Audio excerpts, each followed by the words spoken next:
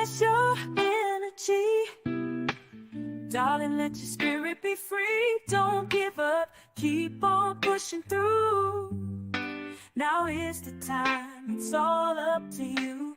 Alchemize your energy, my friend. Let your spirit be free. Don't give up, keep on pushing through. Now is the time, it's all up to you.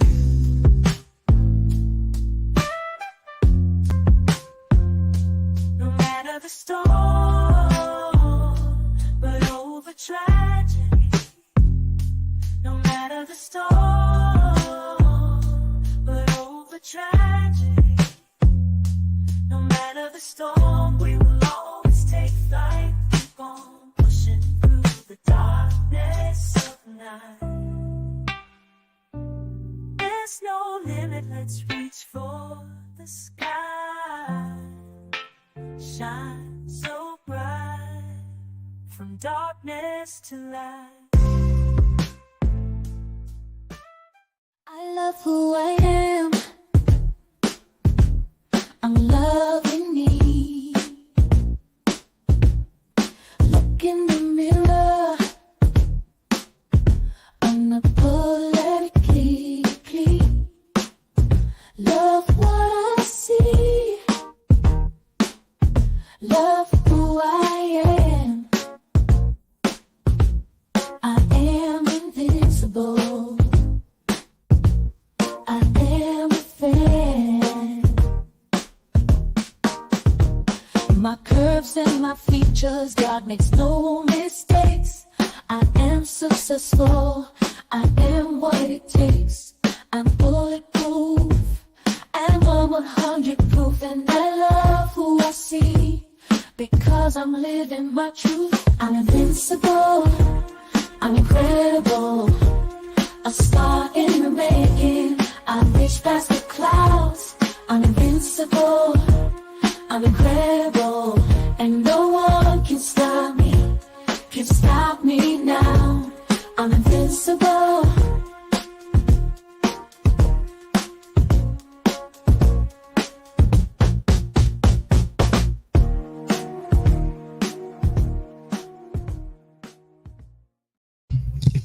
All right, all right. Thank you for tuning in, you guys. This is Alchemizing Energy.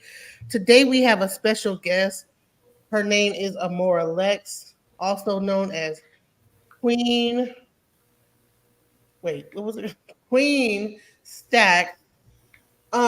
So she recently went viral for I guess like things got kind of tough, and she had to like kind of do what she felt was right. Things got kind of out of control. She just did what she had to do, what she thought the best option was at the time.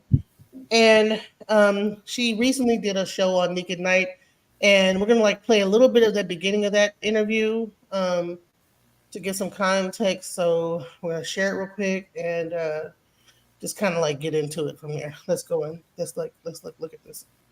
I'm talking about is when she went viral, and then I'm gonna go directly to her to ask her some questions like that. People in the chat are saying that you look like Angel Reese, and I agree. Yes, I do. I've been hearing that for months. I did not know who Angel Reese was until then. Okay, so let me play a little bit of this video.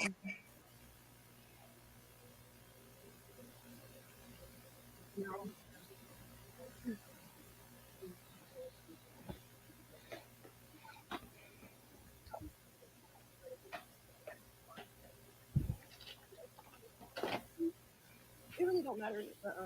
This is I love them, and this is hard. This is better. Like it's for me to get better and focus on my schooling, my school, my health. Number one, my health. I don't die because I can't do shit for them. I'm dead. I can't stop stressing if I don't have health. You know, and it's like the guys didn't help me. They made it to me deep. I done lost everything. So many times. But you know what? Like I said, I'm gonna come back to them. And as far as the hope, as far as the hope, like, will it be open? Will I still be able to like see them, bring them gifts and stuff? Like,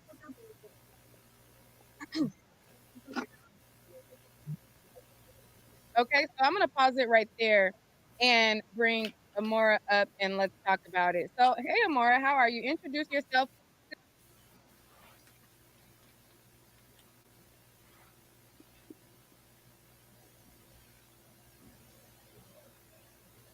All right. So we have Amora here. Amora, how are you doing? Above all, I'm in good spirits. I'm cool. I'm okay. How are you? Wonderful. So let's introduce ourselves. So right here we have Sugar Love in her chat, and we have Alchemizing Energy. This is my channel, and I really wanted to bring you on because I wanted to just give you some support in your time because I know it's kind of hard the things that you've been experiencing. You've gotten some backlash. You've gotten like a lot of like negativity about this situation, and I Yeah. really wanted to like give you some support. It's one thing. Sugar Love, what you doing, girl? Her phone. We wanted to give you some support. We didn't want it to be like a situation where we're like coming and just talking negative and this, that, the other. We wanted to actually say, okay, you know what? This woman is going through something, uh, Hmm. particularly, and let's not just only get into and bash and only like judge. So, can you like give a little background on your story, who you are, your upbringing, what kind of brought you up to this point? Yeah. So, I'm 27. I'm out here in Ohio. Um, as far as like my upbringing, my mom, she's of course she's okay now, but from at an early age, I can't really remember a time my mom was sober. She had an alcoholic problem. Um, my dad, he was gang affiliated, so he wasn't like necessarily always around. He like wasn't mentally there. Like even if he wanted to be, he was shot 3 times in the head and twice in the chest. So yeah. And then as far as the only person like a parent figure to step in, like as a she's a woman, but like as a father figure or just that extra type of support. She's had a habit since before I was born. So just to kind of imagine the upbringing with that, and there's my mom, because it's not my mom, my dad has multiple baby mamas. I have about 26 brothers and sisters, and all of our parents were or are addicted to something. So we kind of I didn't have the best upbringing. I've gone through a lot of different things. We'll get into that here, but and I've taught myself everything that I know, or my older sister at least taught me as well. So it was just like all of that, um, together. I just it's just been a lot. I've gone through a lot, and I'm trying to change my narrative. So basically, how many children do you have at the moment? And like, when did you have your first child? No, I 15 or 16. I got pregnant at 15, Okay. Um, around the time I just turned 15, actually. So yeah. all right, I'm sorry to cut in. Hey, hi, Maura. Let's just go back a little bit. Right now, you stated that, the abuse started with you, between 14 and 15. What was life before that? Like, was your abuser like a family friend, a babysitter? Like, walk us through that. Well, to be honest, he kind of came out of nowhere. So around 14, 15, I was still like socially delayed, or not necessarily like in touch with reality. I was always just in my head or very quiet. Um, so, he was like a short, fat person, kind of. So, like, he was like short enough to blend in with all of the kids. So, of course, I'm not thinking that it's a grown ass man nearly about to be 22. Um, so, just like normal, kids, you meet, you talk, you kind of grow a friendship and things like that.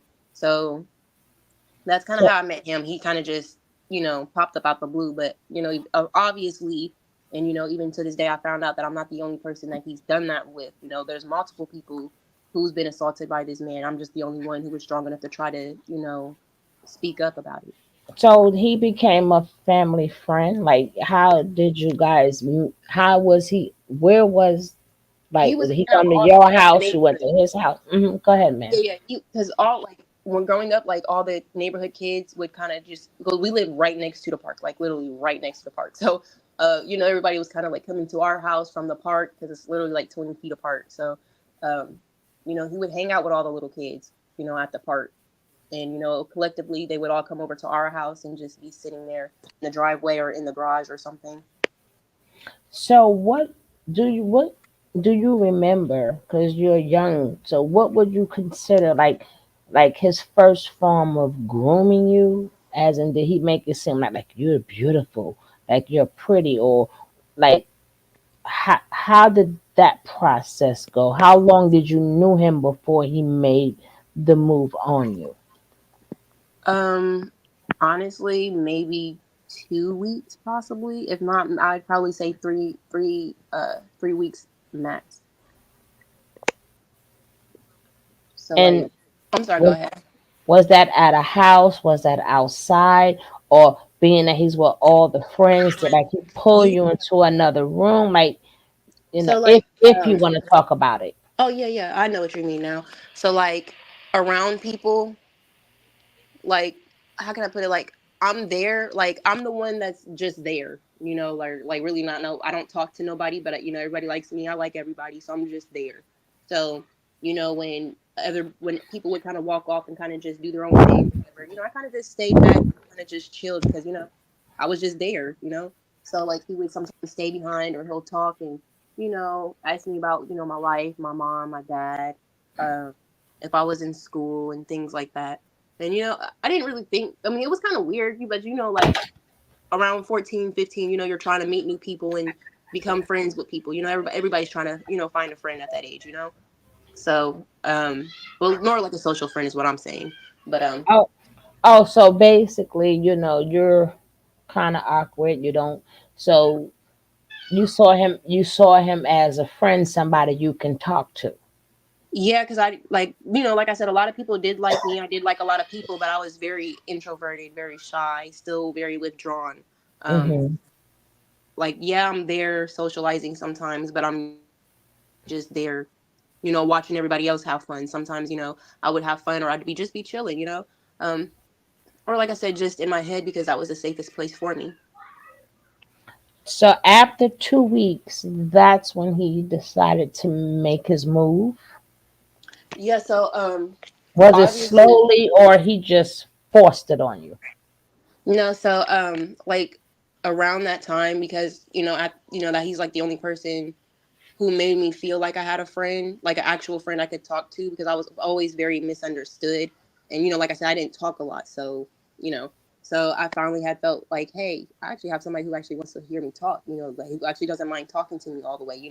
So it was kind of about, how we're starving and we don't have food and things like that. And this was probably about the third or fourth day of, us not eating. So You're gonna have to get into that too, because now we gotta go even a little bit more back. So because of your mother problems and your father problem, that left you feeling alone and misunderstood. yeah, like alone and misunderstood. And growing up, not even just in my relationships, from all of that time and stuff like this, just like growing up, I was very verbally abused, and I was like targeted. My mom's boyfriend, she had a boyfriend of 8 years. Turns out he actually tried to. Well, he didn't try. He held us hostage for about 16 hours, literally trying to kill us. The cops, they all had to come out. House was surrounded. Eventually, they was able to get us out. But anyway, she was with him for about 8 years, and the entire 8 years, I was just like the targeted one. Like he would constantly pick on me, make fun of me. So like I was from a very early age, I was always belittled, made fun of, made fun of Mm. worthless and things like that. So So how yeah, many siblings do you have from altogether your there's about mother? from my mom. On my mom's side, I have four other siblings. Okay, so From I your mean, dad's side? From your how many from your dad's side? Altogether, from there's the about mother 26. side. Oh, well, from my mom's side, I have four siblings, but from my dad, altogether, there's about 26 of us. Wow. Yeah, because I said the mom side because they're all in the same house. So But, You were the is one she, that was. Hmm? but is she close to the kid, the siblings on the dad's side at all, or Um, 20? Wow. Well, yeah, he there's a lot of them I haven't met and I've only known on social media because sometimes, even still to this day, sometimes we haven't met everybody. Like my youngest sibling, I actually still have not met him. Don't even know his name, but I've seen pictures of him. Um, he's 2. So, um, and some of we actually have a sister who we didn't know she was our sister. We were Facebook friends with her for a couple years. And one day she posted a picture of her dad saying, "Hey, that was her dad." And so we inboxed her. We was like, "Hey, is this really your dad?" And she was like, "Well, why are you worried about it?" And we're like, "Well, because bitch, we're sisters. That's our dad too." So, so that's how sometimes we do find some of our siblings on Facebook, or sometimes the baby mamas then popped up out the blue and inboxed us or something. Wow. So you live in the house with 4 other siblings. Go ahead, Sugarloaf. right. So at that point, with your, I don't know if you want to call him stepfather, your mother's boyfriend, th- did you feel at any point in time like where you at, dad? Like save me, save me, save me, and then you always felt like you had to fend for yourself. That's what led sort of kind of led you to, you have to like fend for yourself. You have to take care of yourself, and That's then actually exactly what it was. I've had to. I'm not going to make it seem like my mom never did nothing for us because Mhm. she did take care of us. She did the best she could, and at some point, like my mom didn't have no mom, she didn't have no support system, so she actually checked out on us at an early age. So we were mentally, spiritually, and trying to take care of us. So like out of the 4 siblings that I lived with, one of them didn't live in the house. He lived in a different city with his dad. My older sister, she was older than us, so she wasn't really always in the house. She was either in her room or with her boyfriend, and they'd be out, or she'd be with him and his grandma. So it was just me, my twin sister, and my brother who has Down syndrome, and been trying to raise him since I was younger, trying to raise myself. Oh. So, with all this that you're holding on to, you have nobody to talk to. They, of course, there's no therapy. Nobody's presenting to you at that age. So, this is when you meet your abuser, and he seems like he gave you the impression, like, whew, I finally got somebody who understands me. And you get to telling this man your business. Now, you could take it from there. Yeah, so um we'll say the day that it happened, like I said, this was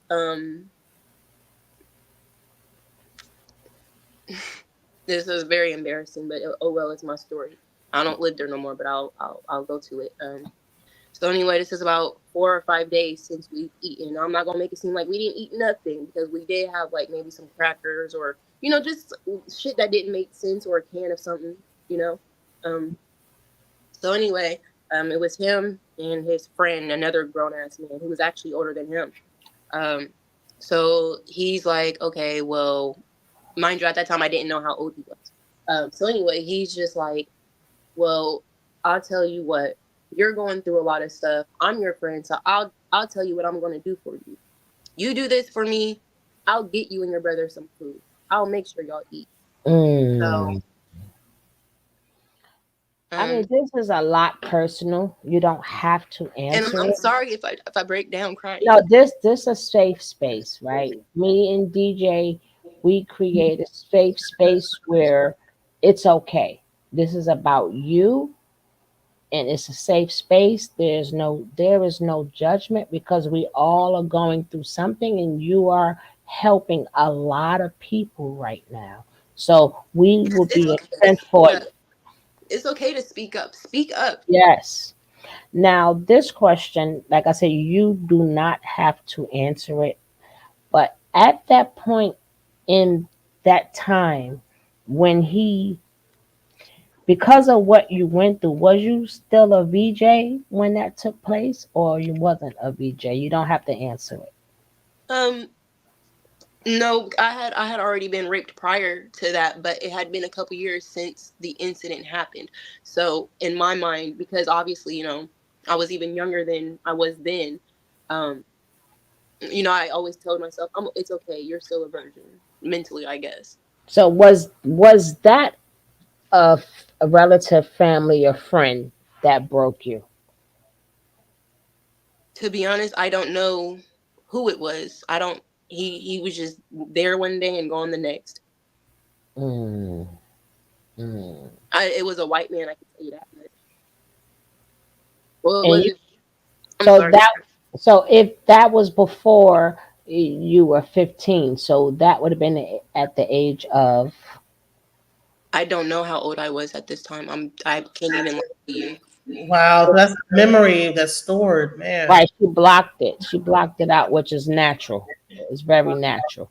Oh my God. So so this other guy sits up there and, okay, I'll do this and this if you do this and this. Go ahead, baby. Yeah. So now, mind you, I'm not. Let me rewind it back just a little bit because this isn't the actual very first time that I was proposed this, but I still didn't know how old he was. We're 15, so I'm just thinking he's like a horny boy or something. It wasn't the first time that this was proposed to me, but this was the first time I was hungry as fuck. I was like, I'm 15. I'm trying to do what I can. I even tried working at a little candy store, and I was there for about 8 hours. This man gave me fucking $5 and a couple candy bars, and that's what me and my brother ate. But anyway, um, it was like I said, a couple times I've already positioned with this thingy. So this is when I finally gave in. Is like, okay, this guy, he sounds like he obviously wants to help me. He cares about me eating. Um, it wasn't actually something that I wanted to do because I did ask my mom. I tried to talk to my mom about it, and I didn't know exactly how to say it to her. But I was like, well, this boy, he wants to be sexually active, and like I said, my mom, she had a drinking problem. So when I talked to her, obviously she wasn't sober. She said, I mean, she's proceeded, she's always used to tell me and my sisters growing up about sex and how it feels so good and things like that. Um, but she was just like, if you don't do it, somebody else will, if that makes sense. So I didn't know how to take that. I didn't understand what she said. She said a couple years later that that's not what she meant, but I didn't know what she meant. So Hmm. in my mind, I'm like, okay, so I have to do it. I'm gonna get help. I have to do it, type thing.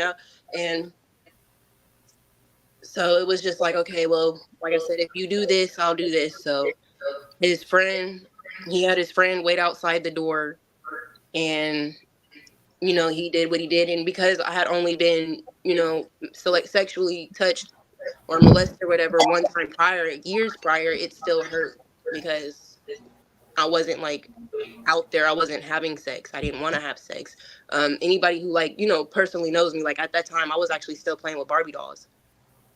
So Hmm. like when I say I was like actually socially delayed, I was the safest place in my head was, the safest place for me was in my head. So I didn't actually grow up at the right pace, I guess. So were you so you were still living with your mom when this happened when you got pregnant at 15, or were you Yeah. on your own at this point? Okay. I was still with my mom. Okay. So once you got pregnant, and what well, should we skip past do you have any more something you want to ask? No, I like to walk it through so people can get a better understanding of her and not have judgment of her. So I like to walk it through. Right. I don't Yeah, like I to. mean, at the end Right. of the day, like as much as it is embarrassing to say that, I mean, technically my purity was taken from me before, but don't get me wrong, I'm 15 and stuff. I mean, I know now that it's not my fault, regardless if I, what's the word when you like, when it's not like physically, because You I'm was not gonna say, coerced. You yeah, was I'm not gonna say. coerced and manipulated. But at that point in time, when you made that decision, was it because you felt like you had to help the family at the same time? Like, we have no food. I got my disabled brother. So you chose to be like, okay, I have to step up, even because a lot of women go through that. A lot of women have done it and have went through it. So at that time, it was not only was I desperate for food, because I'm 15, I don't have any solutions. I still don't know nothing about the world and anything like that. So, in my mind, I'm trying to talk to the only person who's supposed to have my back at that time, which was my mom. She's saying if you don't do it, somebody else will. So in my mind, I took it as her saying, I have to do it. And then just in that moment, it wasn't just him I was talking to that very day. It was him and another grown man. So it was like that peer pressure that it was intense. But So, as far as, oh, I'm sorry. so after that first encounter, did you like? How did you see him again? How did you feel about him, and how long it took for you to see him again? So realistically, after that first encounter, his friend came in with like, grinning and stuff, smiling. He had a big cheesy smile on his face. He and he's like, well, you stuck to your promise, so I'm gonna have my friend order your pizza or whatever. So he ordered the pizza. The problem was that I was so disgusted with myself, I still didn't eat for 2 days. And the pizza was actually only big enough to feed one person. It was a personal pizza. So unfortunately, I was so desperate for food and trying to help my brother, mind you, who has Down syndrome. He obviously can't fend for himself. Um, yeah, and embarrassing enough, I it was a personal fucking pizza. Didn't, just whatever. All right. So now I'm sorry. you see him again, and then it happens again. So how long does it take for you to find out you're pregnant with baby number one? Um, so afterwards, I was like disgusted. I still had a good heart because I actually wanted to be abstinent.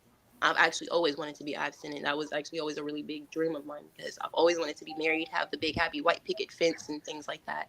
But anyway, I probably didn't see him for maybe a day or two after that. Um, and then it was kind of to a point like when he did come, he would also come with the other grown man, and the other grown man would have a bottle. And what they would drink with my mom, and she would be passed out. So sometimes, they befriended my mom, so sometimes they would still be there. So when it's time for everybody to go, be sleeping, and my mom's passed out, sometimes he would come in, and at some point I would start locking my door, but he would just Mm-hmm. start coming through my window because my window didn't lock. So Mm-hmm. yeah. Um, and then it also just blatantly came to a point where he was so comfortable he didn't care because my mom was already checked the fuck out and already drunk to where he would willy-nilly pop up at the house at 10, 11 o'clock at night or 9 o'clock or just trying to come over, kick it, trying to talk and things like that. And for a while, that became my normal. So I'm not going to make it seem, which I didn't know what it was called, but I know what it's called now because I did end up falling in love with my abuser. But when I Yes. Mm-hmm. yeah, and I found out it's called Stockholm's or something like that. Stockholm syndrome. Yeah. Mm-hmm. So when I was probably right before my 18th birthday, because I was well, it's not even before my 18th birthday. Honestly, probably 6 months after I developed that syndrome or whatever, I woke up. So for you know 3 agonizing years, I did what I had to do, which was continue my schooling. But I was secretly working 2 jobs while I was going to school, and I was just telling them I was doing like after school activities or something.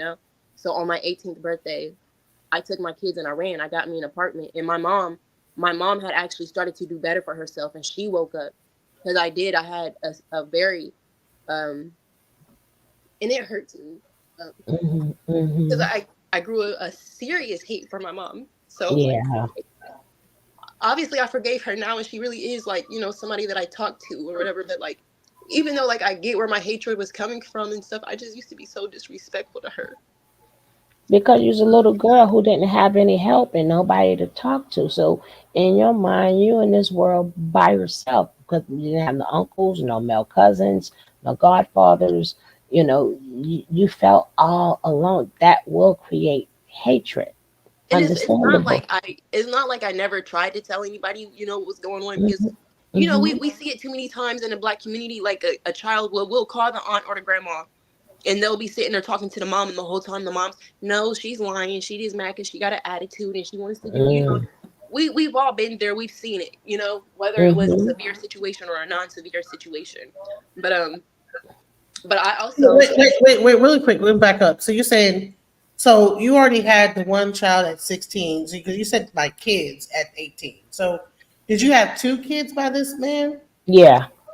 yeah, by the time Mm-hmm. I didn't actually, because I'm not going to make it seem like, mind you, the first time, although it was like technically I consented to it, but it was still, I'm still a victim because of how all of it, you know, played out or whatever.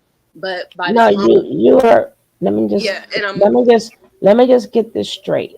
At each time you're a victim, a adolescent can never consent to XEX with a adult. Let me just get that understood. That is the law. So Like, regardless of how people may want to put it, they cannot consent to having XEX with a adult. So at yeah, because each point in time, she is the victim.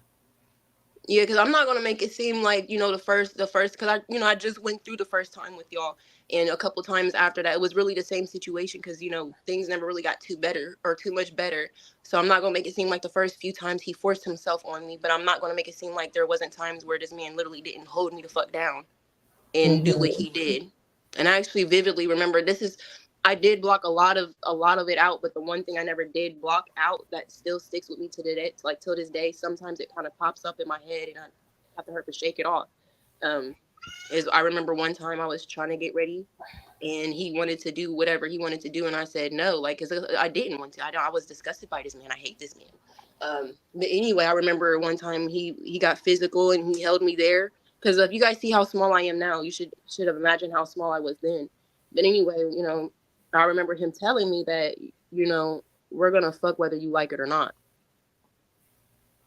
So I, you know, that still plays in my head. Mm. And I'm not gonna lie that I haven't grown up to be a little bit promiscuous behind it. You know, sometimes I Yeah, do, you know, I don't know how to explain it. we will do all that explaining later, right? But we get what you're coming from, but I will explain what that means later. But so now you done had this man. This man done went from outside. He done made it in your house through your window. Now you're finally 18, so you have two kids by 18, right? Yeah, they're back to back. They're actually 11 months apart because I never got to make it to my 6 weeks because he forced himself Hmm. on me again 3 weeks after my first son was born. So by the time he was a month old, I had found out I was already pregnant again. So at this time, when you're pregnant from this guy, how were you treated? The same. I just wanted to just show you guys, just give you an idea how small this young woman is. You know what I'm saying? How tall are you? 5'6". Beautiful young Very, lady. very beautiful young lady. Very. Hmm. And this guy's doing this. So Right, because at some point in time, maybe she thought that he would show mercy. She's now having his baby, but it didn't. As she says, she was treated the same. It didn't go that way. So at 18, what is your next step when you wake up? Um, like what? I'm sorry. Like, what do you mean? Because you say you was 18 when you woke up. Yeah. So like when I mean like when I woke up, you know, of course you live with your abusers. My kids actually helped me wake up because certain things were going on with my kids, and that's the one thing I have not put out there. We've actually had multiple open children services case, you know, um, behind this man and just the foul shit he does. But for some, he just keeps getting away with it. But it's so many more victims, and I hope I encourage them to speak up. But like when I say like I woke up, you know, like I started noticing things with my kids, because also turns out that the other man that was around was actually also his lover. Oh Lord. Yeah. So So, you know, he was an undercover at the same time. yeah. And you know, like I haven't said it in any of the interviews because regardless, like my story is my story. So like, you know, the truth can never be a diss or anything like that. But I don't want to bash these people. I'm not trying to say like, oh, you know, and if they don't like how they wrote the story in my book, then they should have changed their character. Exactly. Now, okay, you're going through this, you're finding out this. Now let's walk. Okay, now you meet. How long is it before you meet? Did you have other men since him, or you directly met, as you call the nightmare? Oh, the my second child, the second baby. Right. Did you date? Did you date a little bit, then met him, or you met him next? So my second son's dad, after I moved into my okay, with the first baby dad, when I finally got away, I kind of chilled for a couple years. I've had a couple relationships, you know, nothing serious. Okay, then you meet him. Now, is he age appropriate, or is he older, way older too? Um, no, he was age appropriate. My second son's dad, you were around the same age. Okay. Um, so when I met him, I had already been single for um probably about 2 3 years. At this point, I was kind of just actually I was really just chilling for real, not really looking for nothing, much or nothing. So, I met So how? him. Hold on, because sometimes I only reason why I said let's go back, because these are crucial points that women need to learn. Yeah. How did you meet him? Like, was it in the store? Was it like Um. through a friend? Like, how did you meet him? Yeah. So when I met him, this was actually 2017. Um. Now, when I met him, I'm not gonna lie, I met him through a mutual friend because, well, the Hmm. same week that I had got sick, because somebody had actually broke into my house and actually I got raped on the couch. So, You um, were baked again? yeah, I've been unfortunately raped a few times. Oh Lord! So this will make the third person who violated you. Okay, go ahead, Yeah, baby. and this time I didn't know who this person was. This is somebody who broke into my house, and my boys. I only had the two boys at that time, and they were upstairs sleeping. And So then you had to fight through that. So you left men alone. So then now through a mutual friend, your friend go, hey, I know this guy, or did she go, hey, he's a great guy? Like, how was he so presented to you to make you even want to meet him? well, but yeah. So the reason how the way I met him is that same week that I was raped and on my couch, I had also tried to seek counseling, and at that time I was going to Fortis College actually. And if I can try to go back and get all my documentation, I'll send it all to you. One thing about me, I'm never gonna lie to you all about a thing, but if I can get my documentation, I'll send it to y'all if y'all need it. But I was going to Fortis College, so when I tried to seek counseling, um, they were like, we'll give you that week off. So I ended up actually getting kicked out of school behind my sexual assault. So I'm not gonna lie, but at that time I already felt worthless, didn't give a shit about my life. So I had met this dude and he introduced me to cocaine. So when I met my youngest son's dad, it's because he was coming over with his cousins and his other family members to chill and sell and do cocaine. So that's how I ended up meeting him. So, um, So you met the second baby daddy, right? And that's the one he put that is that the one who pretended he was such a good guy, but come to find out he was not? Yeah, yep, that's the one. So now, obviously, when I met him, mind you, my family is a lot of drugs and prostitution, and so certain things, I try not to look at because you never know, whatever. But anyway, Mhm. so at that time, I figured out I didn't like cocaine. I tried it. I didn't really fuck with being energized, damn near what felt like 24/7. Um, Mhm. so I stopped, and then he continued to sell it, and then I inspired him to stop. So, but when I met him, though, although he was saying, because there are functioning addicts and stuff out there, and this is where I do feel like, I failed my youngest son before he was even thought of or conceived of. But anyway, uh, he was, selling his drugs. He was just saying, he's got goals and stuff that he's trying to do.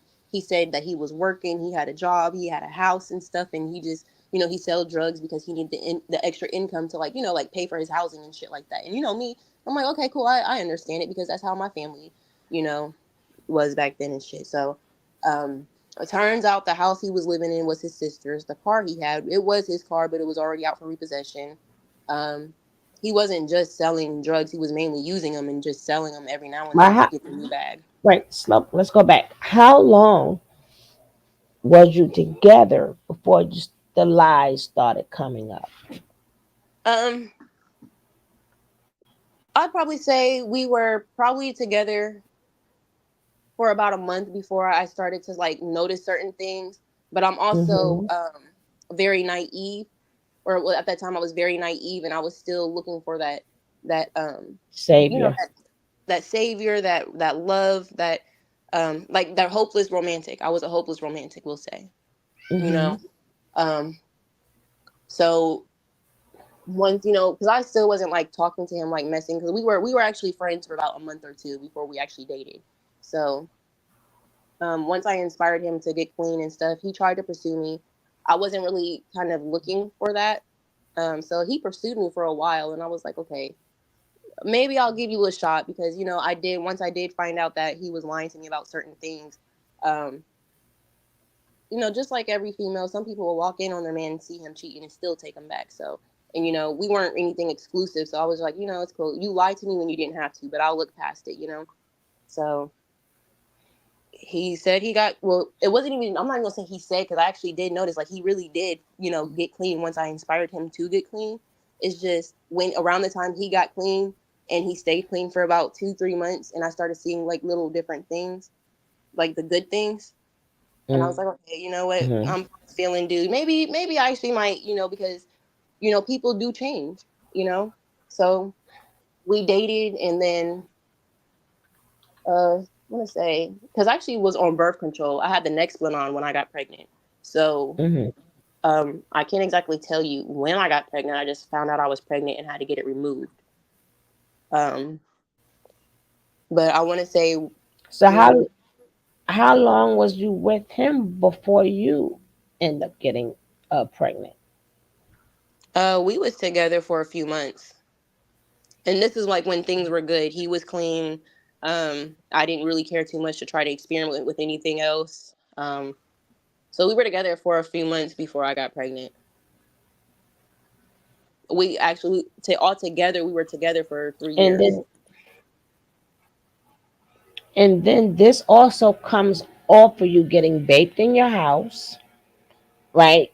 Somebody's breaking in your house, and it still comes off of you getting uh being misused by this man. So at this point, you really still don't have a break. So that's was that's where the that's where technically where that's where your behavior is coming. People need to understand that she's from 15 on, and not from 15 on she's been abused, but before 15 she still has been abused because within that time her family is drinking, mama's passed out, daddy's not there, the two siblings is gone, and now she got her and the brother. So she's still not catching a break. So no, she's not dumb and she should have thought about it or she should have vetted. I don't want to hear none of that because she doesn't have time to do all of this because she's still in survival mode. And I'm looking for love mode. She's looking for a savior. She's looking for somebody to say, hey, I got you. I will be your protector.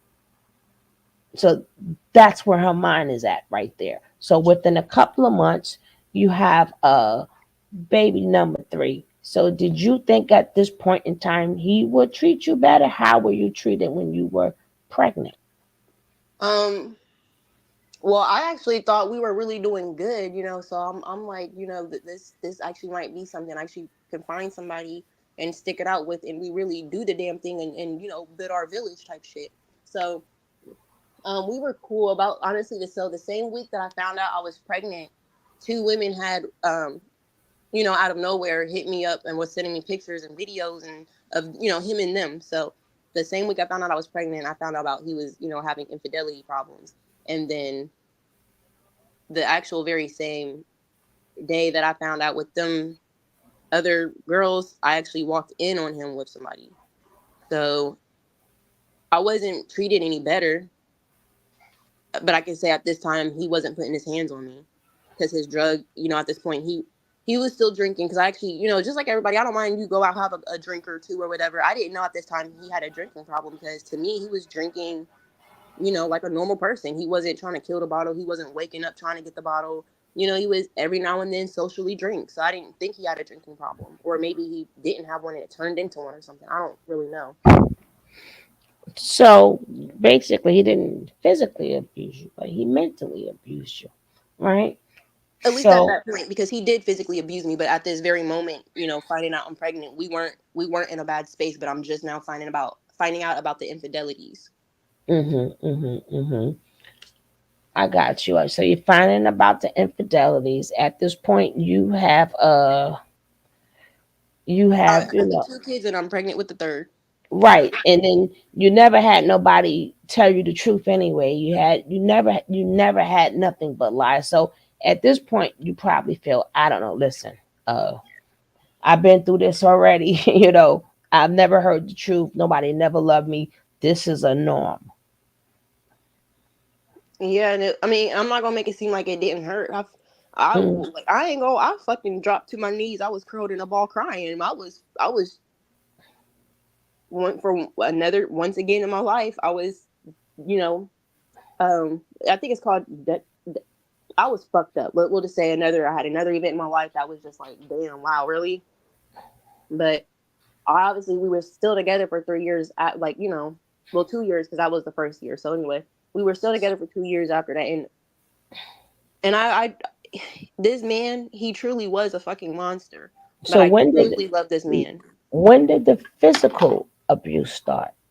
Um, it started like I want to say I was pregnant the first time he put his hands on me, so I'm trying Mm-hmm. to think.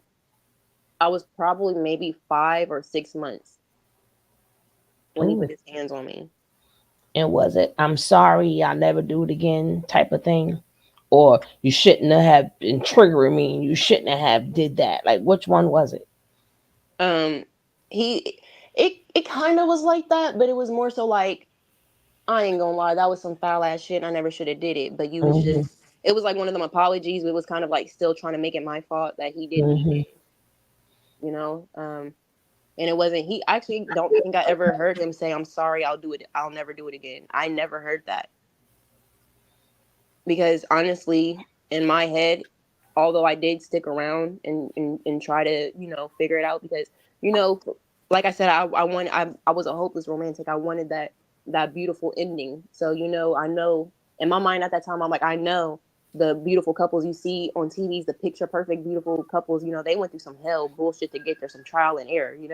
So I'm like, Mm-hmm. okay, maybe this is just my trial and error. So um how often did the physical abuse take place? um every week. It wasn't I'm not gonna make it seem like it was exactly every day because there was times where it was every other day or every few days, but it was every week. And we would sometimes have a couple 2 3 weeks, or even actually a couple of times we even had a month or so where it wasn't physical, but it was still very much emotional and mental abuse or verbal abuse. Mm-hmm. Here's a question too. Where was your mom during all this? She was still around, but not like I wasn't living with her or anything. She's just like on the other side of the city because my mom is also an introvert. She doesn't really talk to people. My mom actually doesn't leave the house, so she was around.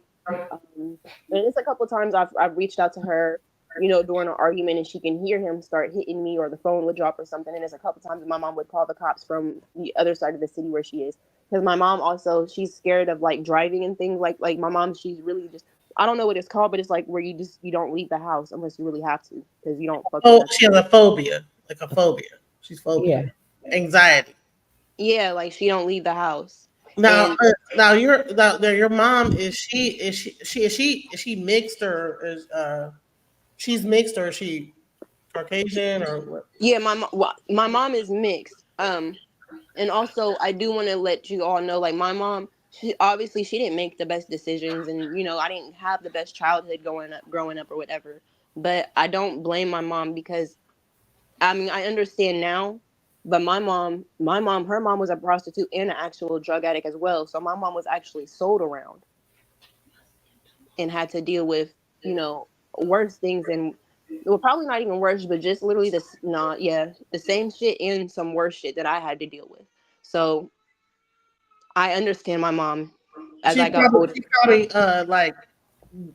she probably like saw it from a different angle. You think that maybe because she been through stuff, it's like, well, you know, hey, you know what I'm saying? I've been through it too, you know. Well, by the time, because I did get my first house at my first place, my own place at 18, but I had already left my mom's house by the time I was 17. I was kind of bouncing around with But my I do parents. want to give you like credit because you said that you put yourself through high school. You actually took courses and got yourself into college. Like you know, you did what you had to do. It's you know, you weren't like a person that's just you're a very intelligent young lady. You know what I'm Yeah, saying? I've been trying for years to better my life. It's just I'm not getting nowhere doing it. Oh, So you get in there. You get in there. You get in there. Don't give yourself no credit. Yes, you Don't get in talk there. about yourself. Don't talk down on yourself. You are Yeah, you. there's no time limit into getting education. There's no time limit. You got people 65 years old getting high school GED and going to college. So you're getting there. Now, I don't. You got another baby father after that, or it's just them? no, so I have my twins. So I have three baby dads, but only two of them are living. Mm-hmm. Now with my daughter's dad, um I didn't actually get into a relationship with him until sometime after I got like pretty much when I found out I was pregnant because I wasn't trying to be with him. I already seen that he was somebody I couldn't take serious. It was just, I've already been through so much. I wasn't trying to venture out and find a whole bunch of different people to fuck. I wanted to find one person to kind of just deal with. And I was actually on birth control because a lot of people are like, well, why weren't you on birth control? I'm very, very, very, unfortunately, I'm very fertile. So I was on birth control. So when he, took that extra leap and, released in me, I took a plan B because I knew, sometimes birth control don't work for me. So I took a plan B. So what I did not find out, which I want to tell y'all too, because it blew my mind when I found out. I was already too late for me when I found out. But if you are on birth control and you try to do what I did and try to take that extra step of protection and take that plan B, they're going to cancel each other out. So you have no protection at all. Really? So the plan B, if you take birth control, it cancels it out? They Mm-hmm. cancel each other out. So you're not protected at all. So Wow. that's how I got pregnant with my daughters because 4 months later, not I said 4 months, like 4 weeks later, I was having extreme cramping and stuff like that, and I didn't know what was going on. I would take ibuprofen. I was doing anything. Nothing was relieving the pain. So I also had kidney issues as well from when I was younger and things like that. So once I realized medicine and stuff wasn't helping, and I was like, okay, it's probably my kidney. So I went to the hospital. Now, mind you, I'm under the impression that, I took a plan B. I'm on birth control. I was cool. So anyway, when I get there, they do all the tests. Cause I go in the hospital. They're like, is there a chance you could be pregnant? I'm like, no. Cause I also did have my period. Like, I want to say I literally just got off my period also 3 days prior to going to the hospital. So, and that's also why it took me so long to go to the hospital. Cause I'm thinking it was also period cramps. So when I thought it was my kidneys, that's when I went to the hospital. But so I'm in the hospital. They're like, "Is there a chance you could be pregnant?" I said, "No, I don't have no concerns. I really just think it's my kidneys, and I want to make sure I'm okay." And they did all the tests. They said, "Oh, your kidneys are fine." And I was like, "Perfect. So why am I? What's going on?" They was like, "You're pregnant." And I'm like, What? "Get out of here!" Yeah, I'm not listening. And they was like, "No, you're really pregnant." I'm like, "No, because I was on birth control. I took a Plan B, and I just got off my period." They was like, "No." So they ended up like when I tell you I was not going for that answer, I'm like, "Hell no, anybody but me." Like they actually did my test 3 times, and they was like, "We're not doing it again. You're lucky we even did it the extra 2 times." So Right. mind you, this is 4 weeks after the initial and thing. So when I Mm-hmm. go, they schedule my ultrasound. So when I go to my ultrasound, I was already pissed off because I didn't want to be pregnant, and this is actually the first in well, because I'm not gonna lie, I did say when the first two I wanted abortions with them, and I don't believe in abortion, Mm-hmm.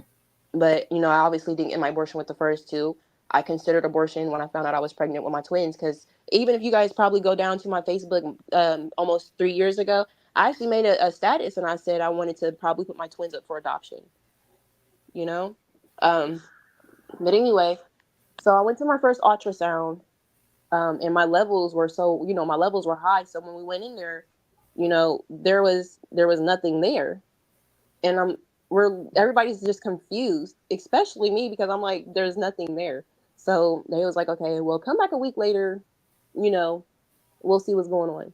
A week later comes, only thing that popped up was a bag. There's still nothing in the bag. There's just nothing. A So sack. Yeah. yeah, they postponed it for another week, and then a dot popped up because by this third visit, this was the visit they were going to do for, like the DNC, or get whatever pregnancy something that's in there, because there was nothing popping up on the screens. So of course, this is where I'm going to do the DNC and stuff, and they're like, okay, we're going to do one more ultrasound, making sure we're okay. And I'm like, okay, cool. In my mind, I'm like, shit, do your thing, because I'm about to be right up out of here and I can go on with my life, because Yeah. I had no intentions of being with this man. So I was so salty when I had to hit him up and tell him, because I already knew he wasn't shit. Because I'll tell y'all about that here in a second. But Hmm. anyway, when I go back to the DNC ultrasound or whatever, there's the bag and now there's a little dot, and I'm like, okay. Now when I tell you the way this, like, I don't know if it was God, because the way, y'all, this shit is crazy. So anyway, they was like, oh, there's something there. And I'm like, no, please don't be nothing. So whatever, there was something there. They said, okay, we can't do it. We're just, come back next week. We're going to try to discuss some options and things like that. I go back, when I tell you, I've never had this many ultrasounds in any pregnancy. So anyway, I go back, and then that little dot that was in the bag turned into two big ass, not even dots. They were actually a form, but they had heartbeats. Hmm. So I'm like, okay. So now this is now we're in 2 months, because it's 4 weeks of straight ultrasounds, and then the 4 weeks from when I went to the hospital. So now this is 2 months. So the heartbeats popped up, and at this time, this is like the COVID, the abortion law passed, so like you can't get an abortion if there's a heartbeat detected. So I was telling them, I'm like, y'all kind of just fucked me up. Had y'all just gave me the stuff, I don't know why you guys had to keep doing ultrasounds, because they was like, well, we can't do anything unless we find out it's a viable pregnancy. So they needed an ultrasound to say that there was something there.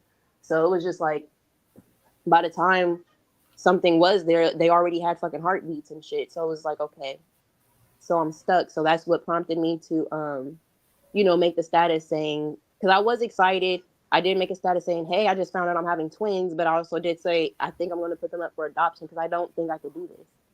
Um, but I did end up spending my pregnancy, most of a majority of my pregnancy alone. I would see him; he would pop in and out, because we don't get along. He was, like I said, as well as, he had issues of his own. Like, he really has some serious things that he does have to work through. And just like, I'm eventually about to go get help, because I do have some things I haven't healed from. And, things I thought I healed from, it turns out I just suppressed the stuff. So when I'm doing these Hmm. interviews and I'm opening up these can of worms, I ain't healed from shit. And, Yeah, baby. and that's okay. And that's okay. Cause I'm a heal. I'm gonna go seek that therapy, because I obviously do think it'll be beneficial. Hmm. But So in your mind, even because you had that other baby daddy who was abusive and everything, so even though this next one wasn't no good, but you in your mind in the beginning, anything is better than that one. Come to find out, it wasn't. and you're talking about the third one, right? Right? Remember, you said he was mentally and physically abusive. So Yeah, and he what? actually wasn't mentally or physically abusive until, like he would show like serious signs of insecurity. Like, how can I put it? Before, mind you, we didn't try to jump into a relationship. Like, he was already pursuing me, but I already saw he wasn't shit. But I wasn't expecting to get pregnant, because the same time I found out I was pregnant, I was kind of already done with him. I was like, all right, I already saw what it was hitting for. I'm cool. I'm just going back to my little shell. That's really what that was supposed to be. Um, so um, I'm sorry. Go ask your question one more time. No, I was saying the reason why you probably ended up with that one, even though he wasn't crap, because you figured anything is better than this one I just left. So he can't be that bad, but come to find out, he was that bad. Yeah, and well, and at this point when I met him, my other baby dad, the second one, the in between, he was already dead for a couple years. Oh, okay. As of like to this day, he's been dead now 4 years. So he was Hmm. already dead, and I had already spent a couple years, just, well, I'm not gonna lie, the first year I was very severely depressed. I wasn't even having sex. Like I was fucked up. I'm not even gonna beat you. I'm still a little messed up behind his death. Let me tell you Still this. sad. I lost a child's father too, and I understand how brutal that can be because you're thinking that maybe even if they have a drug problem or whatever, you're thinking they're going to come around and do the right thing, and you guys are going to live happily ever after. But then that happens, and it's like it's crushing, and so it's almost like this other person comes in, and you're like, well, maybe I don't have to be a single mother. Bottom line is that like what it really looks like is that to me, like, hey, this person is deceased. I don't want to be alone with these kids by myself. And sometimes, a guy will come in and swoop in and seem like they're ideal, but they're not. You know what I'm saying?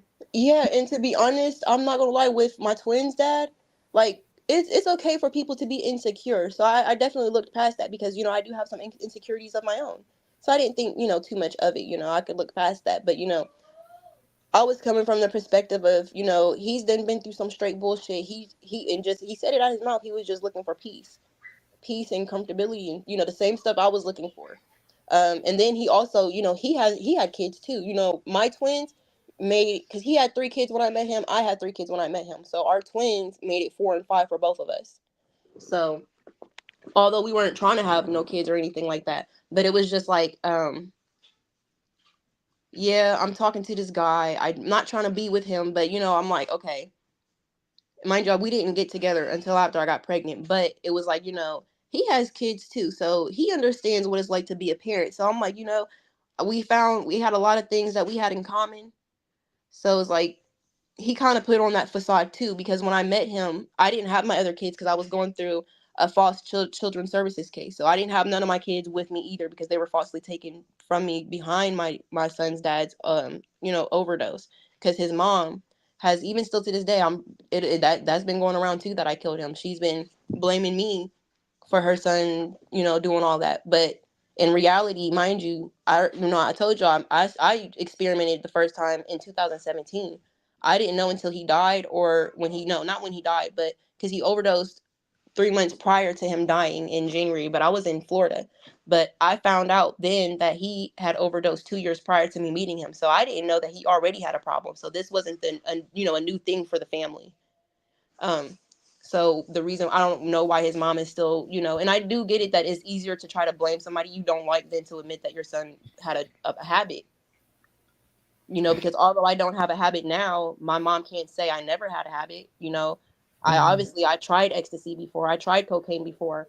Yes, I did find out that I don't like it, and I took the hit and I ran with it, and I do, I feel bad for her because I don't know what it's like to lose a child forever, but I do know what it's like to have to give your child up temporarily or lose them temporarily. All right, now that you on that, now that you got these 4 kids, right? When did your mental state, like I can't do this by myself, come get your kids? Like when did that creep in? Like me giving up the kids, like what was the last straw? No, but no, what was the first straw? Like what was it in the beginning that had you to even start to feel that way? Before we got to get to the beginning because that doesn't happen overnight. No, it doesn't. So I obviously, for obvious reasons, I mean, don't get me wrong, I absolutely love and adore them now, and I'm glad, they're still here with me. But obviously, for obvious reasons, I didn't want my first two. Um, but above all, like, yeah, they came from such a fucked up situation. But when they were born, I had looked at them and I'm like, you know what? It's cool. Like you don't even, you got this. You could do this. And well, that's why a lot of people are like, well, why did you hold on to him for so long? Like above it all, when I looked at them little baby's face, I figured like, you know what? I'm gonna be the biggest hero for these kids. I can do it. And I told myself, I don't care if I got to do it by myself and take on the world alone. I got this. because Cause I couldn't get the abortion that I wanted. And a lot of people are like, well, why didn't you reach out for help? You know, like, and it's crazy, like, and it's so sad. So I know there are some people out there trying to get help or and speak out against their abusers. But do you know how many, even while it was happening, do you know how many people I was talking to, telling them about it? And they would be looking at mhm. me because I'm talking to them like it's such a normal thing. But you know how many times I talked to somebody and I never got help?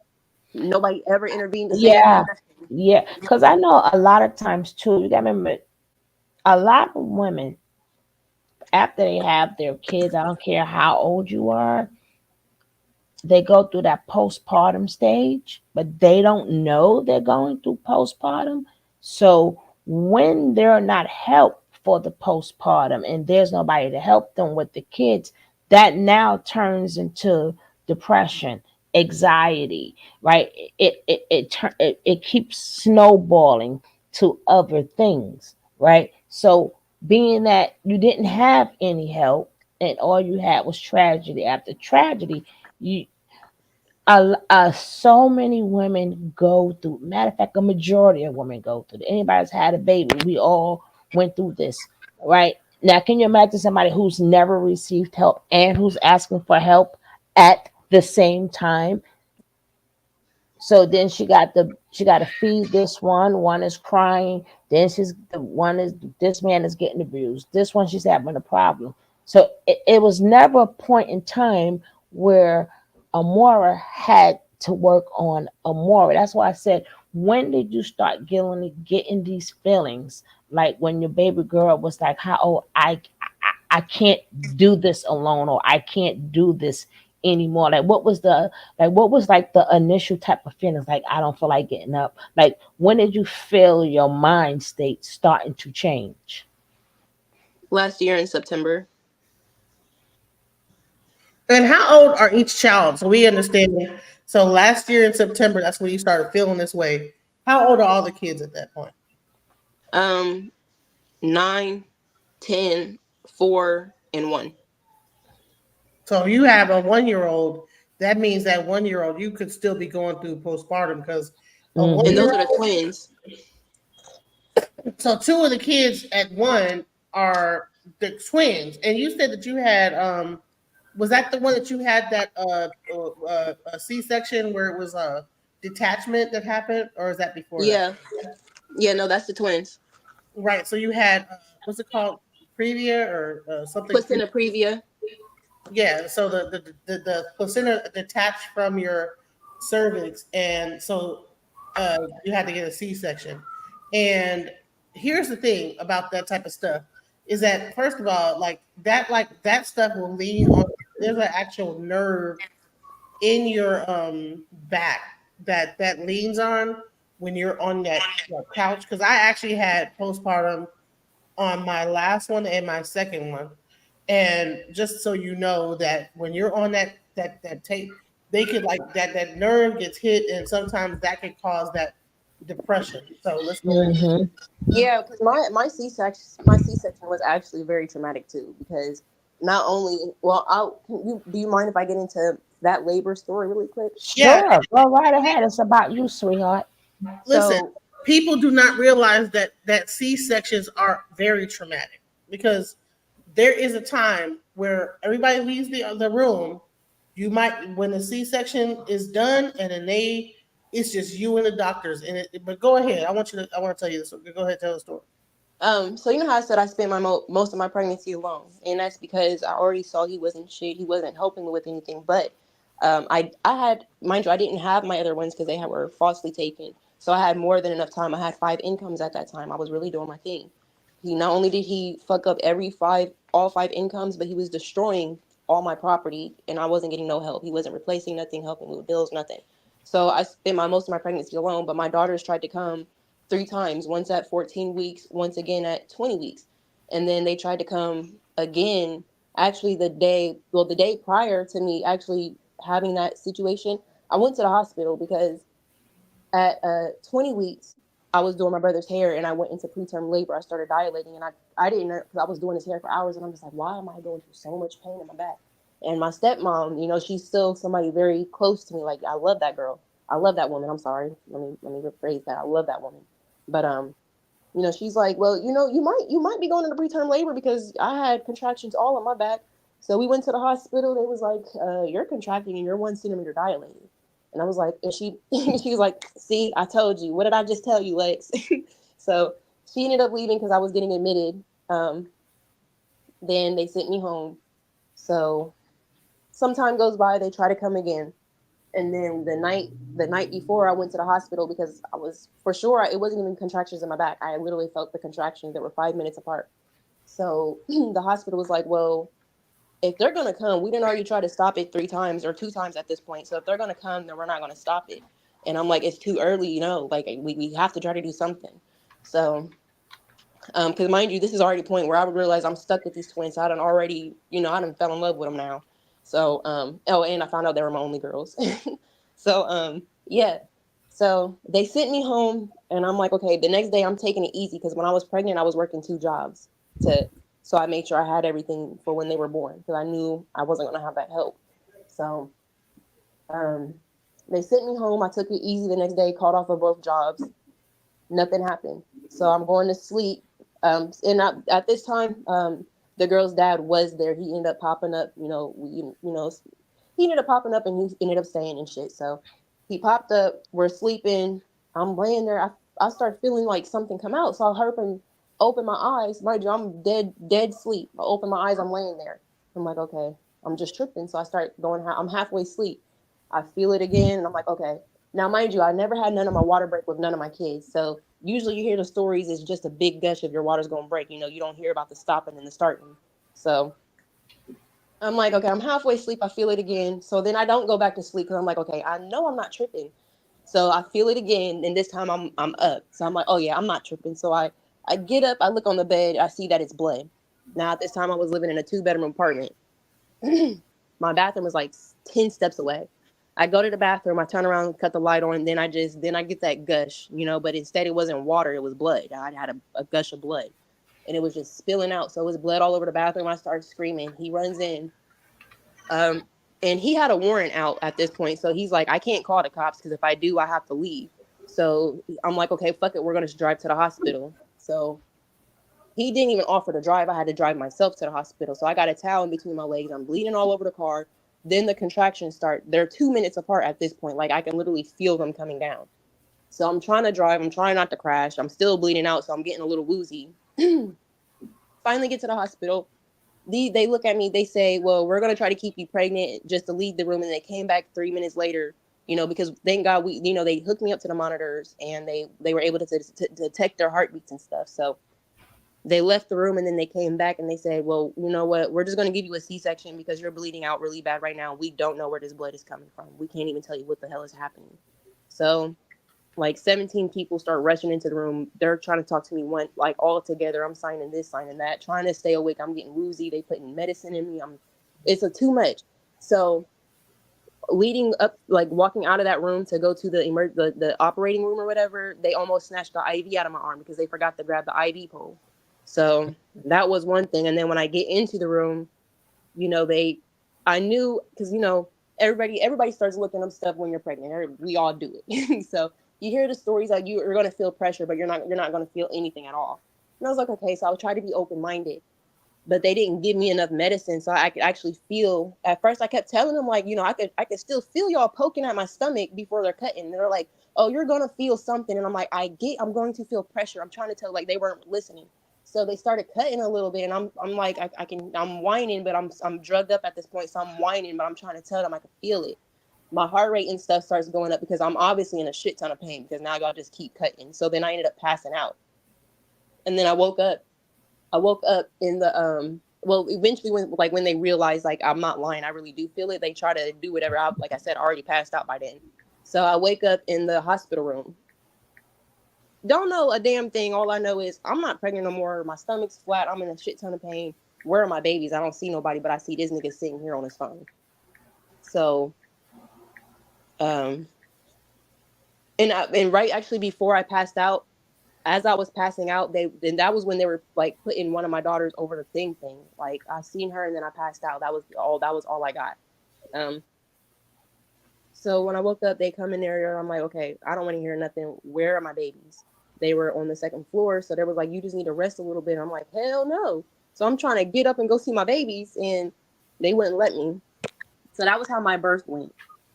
Well, they're not technically they're not supposed to because they don't know where your heart rate is at. So that's why when it's early, when even if they make a mistake, even if they do not, they want to make sure your blood pressure don't go or off the roof. So usually, depending on how you are, that's what if they'll let you see the babies or not. Because there are a lot of parents, if they're already going through some type of trauma, because of the a C-section, their pressure go all the way up. That's preeclampsia, right? So they wanted to make sure of that. Okay, so now you have the battle. I'm gonna say real quick, Mm-hmm. just so you know, C sections are very traumatic. Mm-hmm. I don't know anybody that went through a C section that it was not traumatic. Like you feel them cutting on you, you feel everything. You know what I'm saying? Because they have to keep you kind of in like this twilight mode to where Mm-hmm. you're awake. So you're gonna feel. They're gonna say it's pressure, but it's really them cutting and doing a bunch of stuff. But they tell you imaginarily, oh, it's pressure. No, it's them cutting and removing your organs and doing all this other stuff Mm-hmm. to get the And baby. Okay, so I wasn't tripping on because I'm like, no, I feel that's this shit. five Like, layers. Right, that's five layers of that's 5 layers of skin. Five I'm different like, layers. Uh-huh. yeah, they And talking then they about we gotta didn't cut do your pain uterus. medicine. And I'm like, hell no, I already passed out, y'all. I Oh, don't listen, know if they and you even probably gave me didn't medicine pass out. afterwards. They probably gave you a dose of whatever it was to kind of like get you to zone out. You wasn't all the way passed out. They just get you enough to where you know what I'm saying. And then there's Yeah, like, no, that's the thing. I literally passed out like I was unconscious. wow, Like it you was like gonna feel it though. You when you in the C-section, you gonna feel the whole situation. It ain't you think that no, you gonna feel because I felt it. Trust me, and I had C-sections. Yeah, it's not a joke. So yeah. yeah, and honestly, I think because I never, that was obviously my first C-section, and before then, I never had like no surgeries or no procedures or nothing then. So I think all of that mixed together, plus feeling the pain, I'm freaking out. I think it was just like, I don't know, that was just enough for your girl. Okay. Yeah, So somebody should have told you that. Yeah, you're gonna feel it. C-section don't mean you asleep. You awake the whole time. So yeah. yeah. Now when you started feeling what you was feeling, was that before the incident of the deceased going through it with his mother, or was this afterwards? Like, how was that point in your life? Because I mean, you said a lot that him. I don't want to. You can just skim through that because I don't want you to keep reliving that over and over and over again. But like, what was like with the mother? Why do you feel? Why does she feels the right to blame you when you ain't even with him? You're, as you stated, you were home texting him, and you thinking that he's out doing him, but he's really was, as you call it, the BBBs, right? The BBBs. So, Yep. what made her? What made her feel that is your fault? And at this point, was you already at this point, I don't want these kids or whatever, or that happened afterwards because of the added on pressure from her? Yeah, surprisingly, during all of that, not once did I feel like I didn't want my kids. I was just grieving the loss of my son's dad. So I never, not once, looked at my kids and, said, I don't want y'all. In fact, it made me even hold him closer because I'm like, dang, I mean, he wasn't shit, but, that was at least somebody, who was Mhm. around, like, that was 3 years of him being around. So we have some type of attachment. So I didn't So, feel like I wanted to kill myself or give my kids up. And because there was actually when somebody dies and when you see them in their coffin, the best thing, you don't ever want to say goodbye. So you say, what? I'll see you later, yeah. because it's Now, inevitable. We're all gonna die. what was your relationship before he passed? What was you and her relationship?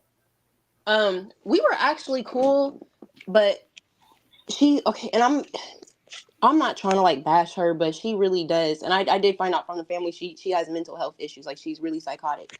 So We decently had a good relationship. Like, she's always used to call me pretty, smart. She used to apologize for the things I've gone through, tell me I would, because I opened up to her too. Because at one point she's a preacher. So at one point I've always been Oh, skeptical. So I opened up to her because I wanted to try to seek God and things like that. I didn't know that she was going to use it against me and to turn it to try to hate me and judge me and do all that stuff. I felt like it was a safe place with her. Um, because like I'm very introverted, so I wasn't really open to her. But when I was like, you know what, I kind of do, because I don't believe in God per se, but I do believe in the higher power. Because I don't want to say like, oh, you mean to tell me there's somebody who knew I was about to go through all this shit and did not once intervene or just throw a little speck of happiness in there or something, like. mm-hmm, mm-hmm. So, but I'm open minded. I do believe that there's something. So when did the beef start with her? That was, I mean, while he's living. Oh When yeah, did? yeah. Um. So, in particular, I was pregnant with my youngest son, and I went to a homeless shelter. So, because I was trying to get on my feet, get my own place, because this was, I had just left that one house where I was, where they broke in and raped me and stuff. I didn't want to live there no more. So, I never actually gave them a 30 days notice. I kind of just left and didn't say anything. But, so I was living with my sister and stuff. And when I found out I was pregnant, I was trying to, excuse me, I was trying to, get on my feet. So I went to a homeless shelter, and I was saying like, hey, if I'm going to a shelter, if you want, I'm trying to get on our feet. We can go get an apartment together. They'll help us. Um, he didn't want to, so I ended up going to the shelter by myself. And probably about 3 weeks in, maybe a month of being there, I guess he had some kind of conversation with his mom that I didn't know about. I wasn't in attendance for. So she texted me at like had to be like 4:30 something in the morning, um, just talking all type of crazy stuff like, you're nothing, you will never be nothing, and that's why you're homeless now, and da da da da. And I was like, what the fuck? So I ended up calling him like, what is this about? 'Cause, Oh, I forgot one thing. Now, is this the point before or after when you was like, I lost everything? I lost everything. Well, did that part come up yet, or is it coming? When you said I lost everything. by this time I had already lost a couple, 2 places twice and bounced back.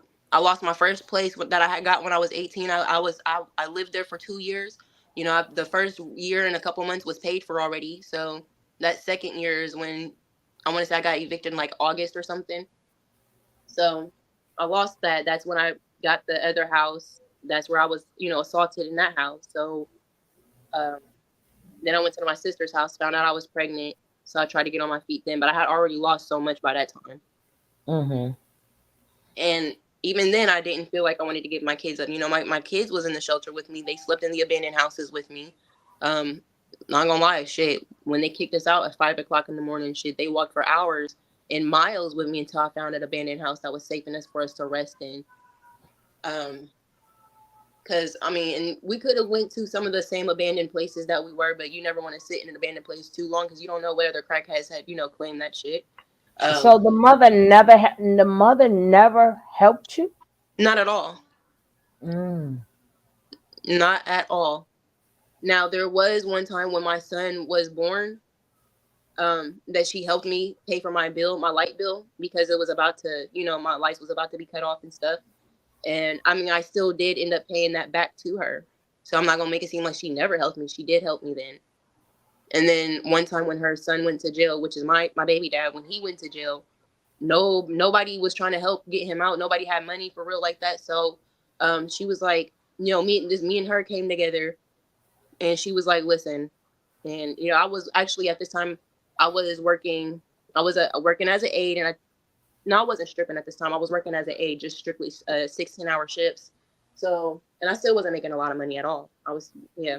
So anyway, she was like, I know you have your rent money. Use your 600 to get him out, and I'll give it back to you with my school check on the 1st. So we did that, and she did what she said she was gonna do. She paid me back that money. I paid my rent because I used my rent money to get him out. And I ain't never did no shit like that before. That was the first and only time. All right, girl, you done opened up another can of worms, right? You slid that in. When did you start stripping? Oh yeah, so when my son that's crazy as hell. So when my son was 4 days old, he mind you, we weren't living together. He left me in that shelter, so obviously I ain't put him on my lease. So, um, oh, I'm sorry. So yeah. Anyway, my son was 4 days old when he popped up at my house. He was drunk and under the influence and of both alcohol and drugs because his eyes was dilated as hell. They looked black. So anyway, he came. He's slurring out those words. He's trying to physically abuse me. Hold on one second. Huh? I'm doing an interview right now. How was school? Okay, I'll tell you. I'll speak to you when I come out. Okay. I'm sorry, y'all. Um, but anyway, um, so he comes in. He's trying to hit me, and I'm not gonna lie. For the first and only time, because I'm not gonna make it seem like I never fought back, because I might not win, but I'm not about to let you just beat on me. I'm gonna try to give you some type of fight. You're a grown ass man. I'm not gonna win that fight regardless. But anyway, um, he came in trying to abuse me and stuff, and for the one, like I said, the one and only time I ever did win, I beat the dog shit out that man. I went to jail. So I already had an open case. I obviously lost my job in the medical field. I had nothing. I had this newborn baby I'm trying to take care of. My sister, she was like, I know you don't want to do it because, like I said, I've always wanted to be abstinent. I've always wanted to be, I was always kind of, even above all, I was well put together before I became this mess. So she was like, I know you don't want to do it, but hey, you need to do something. So she was like, I'm working at this club. I'll put you on in touch with the owner and whatever. So I started dancing January 1st, 2020. And no, that was not my New Year's resolution. So how long were you dancing? I danced for 3 years. Okay, okay. Because although I didn't want to, because like actually the first 2 weeks that I danced, I cried. I was actually breaking down, like not like I would cry on stage. Like if I'm doing a move, I know the tears just come. I would turn around so my back is facing the crowd, and I would shake my ass while the tears is coming down my face.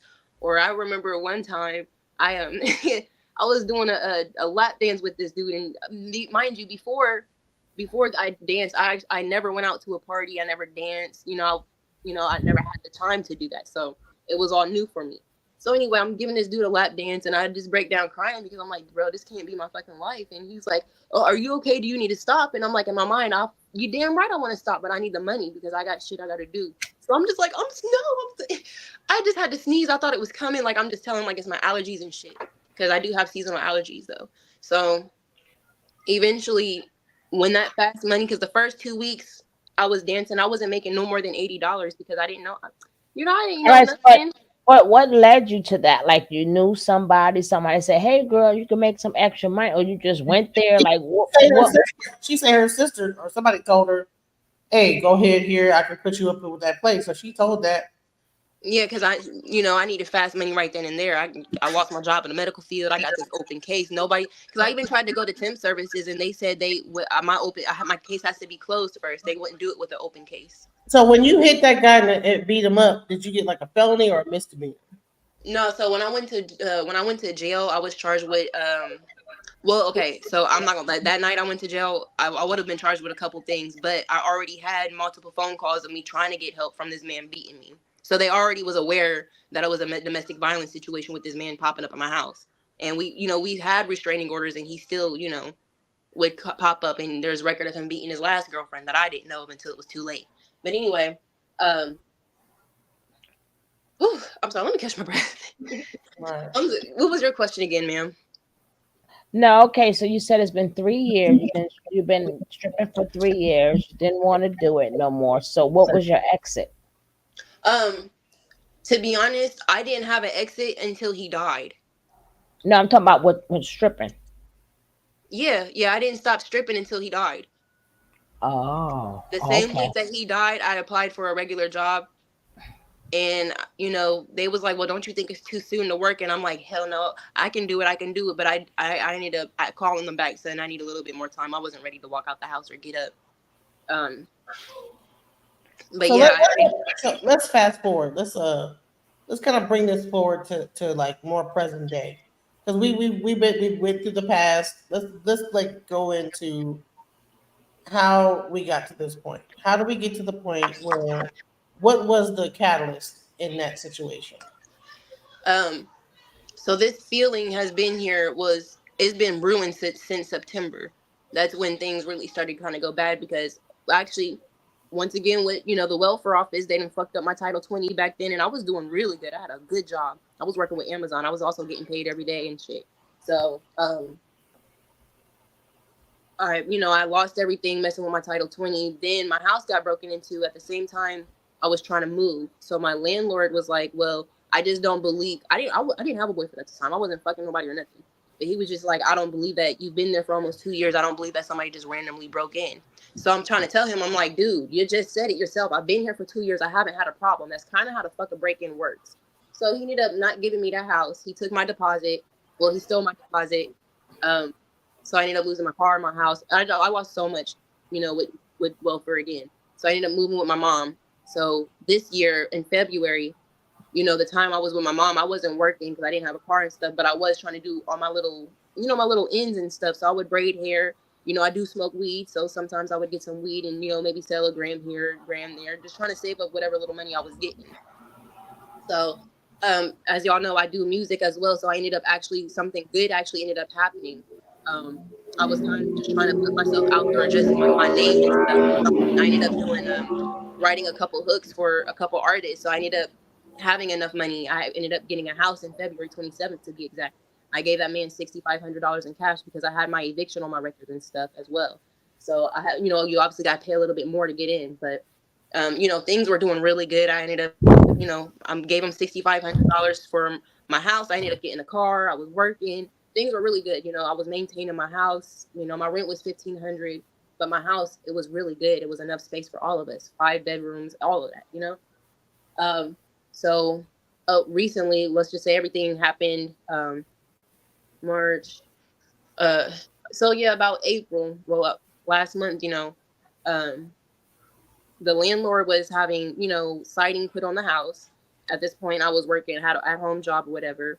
They, I don't know how they did it, but they, instead of like trying to unscrew the electric box, they literally said themselves they were just trying to jimmy it out the wall. So they ended up getting the wires caught on fire. So, all the had an electrical fire all in the back of the house. So I lost my job because we were exclusively, work from home. We don't have a hybrid office or nothing. So I lost that job. I wasn't too worried because I'm like, okay, it's cool. I got the other job. The daycare lady ended up calling me saying, "Well, JFS just took your kids off the roster. They didn't give me no reasoning. Have they called you because your child care is still active? Like, what's going on?" So for some whatever reason, they fucked up whatever they fucked up over there. And I still, even though I don't have the kids, I still been trying to get an answer from them, and nobody's calling me back. So I lost both jobs. At this point, I'm like, okay, I lost both jobs. I don't have nowhere to go. I have an electrical fire. I don't have enough money for a hotel. So I'm like, okay. I took them to my sister's house. There wasn't enough space for everybody. So the kids are in the house. I'm sleeping in my car. I'm sleeping in my car for a week. Um, we obviously don't have no food because our refrigerator and stuff went bad. We don't have electricity. So, um, I'm buying food so we can eat and stuff because obviously my sister don't have food stamps. So, they buy the food over here. So the little bit of money I did have, that ran out really, really quick.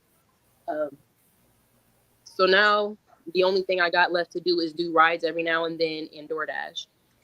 In order to even make a decent amount of money, to even make $80 on DoorDash, you literally have to DoorDash from like 8 o'clock in the morning to like 2 o'clock at night.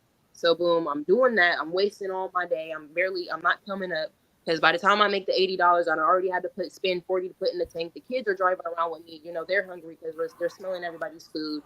So I'm buying the food for them to eat, and then I got like $20 left over. That's diapers and wipes. So I'm not breaking even. I'm literally just getting by. Um, I'm reaching out to the dads. They're not helping me. The one, every time I call him and try to ask him for help, somehow he ends up wants to talk about the past relationship from almost 3 years ago, and I'm not trying to hear it. Um, and just talking about things that don't make sense or just shit that don't even fucking matter. Uh, and yeah, I just wasn't getting anywhere. So it was just like, okay, I'm trying my best to do what I can with the kids. I'm reaching out. I'm not getting help. I'm trying all these different organizations. I reached out to children's services. They wouldn't help me. I even tried to open up a case on myself. I literally called the abuse line, trying to get a case open on myself so I could get some help. Didn't get no help with them. I called down to the hospital. They ended up patching me through to the whoever owns the whole entire hospital or oversees the hospital. she was like, well, hey, if I call the cops on you, you can get respite. So we devised this whole plan for her to call the cops on me. She called the cops on me. The cops came out and they was just like, well, you're not trying to kill your kids, so we can't help you. So they literally was like, you got to try to make it seem like you're really trying to kill your kids. And I'm like, so you mean to tell me because obviously in my head, I'm like, okay, obviously I'm trying to get help and they know I'm not trying to kill them, but everybody got to play the part. So I would have to obviously make it look like I'm trying to kill them. So I'm obviously not going to do that because I don't want to traumatize my kids to try to get some help. That don't make sense. I would never get them back and they're going to be just as fucked up as me. I'm not trying to do that. So I didn't get no help there. Tried to take him to the fire station, didn't get help there. So then the fire station ended up calling the cops on me. They didn't say anything bad. They was just like, hey, we have a lady who really needs help. So when they came out, I was already worked up because I'm obviously doing something that's fucking killing me. And I'm sorry if I break down or cry a little bit right now. So It's okay. I'm obviously worked up. I'm literally I'm hyperventilating. I'm shaking. Because I'm dying on the inside, literally, actually. So I'm dying on the inside. So first they come out. They also have a female officer. She pulls me to the side. She's talking to me. So the cop comes in and says, well, is it a code to whatever the fuck code? He was asking the cop, like, is it a mental health crisis or nothing? She was like, no, it's not that at all. And she was like, this girl, there's nothing mentally wrong with her at all. She was like, this girl needs help. So even the lady cop, we actually tried to call, because I don't have the information for the other one, but I did have the information for, my daughter's dad. She even got on the phone and tried to talk to the daughter's dad, like, she really needs help. She's trying to give him up right now. He don't give a shit. He's like, well, I'm already with a new girl and we got a baby on the way and I got another baby on the way with another girl. I don't want them. So, I didn't, even with the cops' help, I didn't get no help. So we went to Children's Services and, I talked to them and that's where the first video came. Because mind you, I went through them before through some false ass bullshit and they did the extra most. And even actually what helped me get my children back is the one that's going around saying that, I killed her son. Children's Services realized she was mental, like she actually really needed help. And my son really wasn't safe there because she was mentally like trying to like coach. That's what it's called. She was coaching him with things. And so they was like, oh, we got to take him away from her. So I ended up getting my son back with that. But also Children's Services was also caught in court lying. So when the judge found out they literally lied on me my entire case, that's also how I got my kids back. And Children's Services had to send me my letter of, all the allegations were unsubstantiated. So I'm still looking for a lawyer to, I've talked to a lawyer. I thought we were going to open up a case, but I was like, shit, I don't even got the goddamn money for the retainer. So, I'm working on that. But anyway. So one person's asking, where was your twin sister throughout all this? So one person asked, Jonetta says, where was your twin sister in all those situations? Oh yeah. So also my twin sister. Let me shut this door. I don't even know why it's open. So anyway, my twin sister, she has a medical condition right now. Well, I'm not gonna say right now. It's been going on for years, but So can I give me really quick? I want to make sure I'm allowed to tell her story.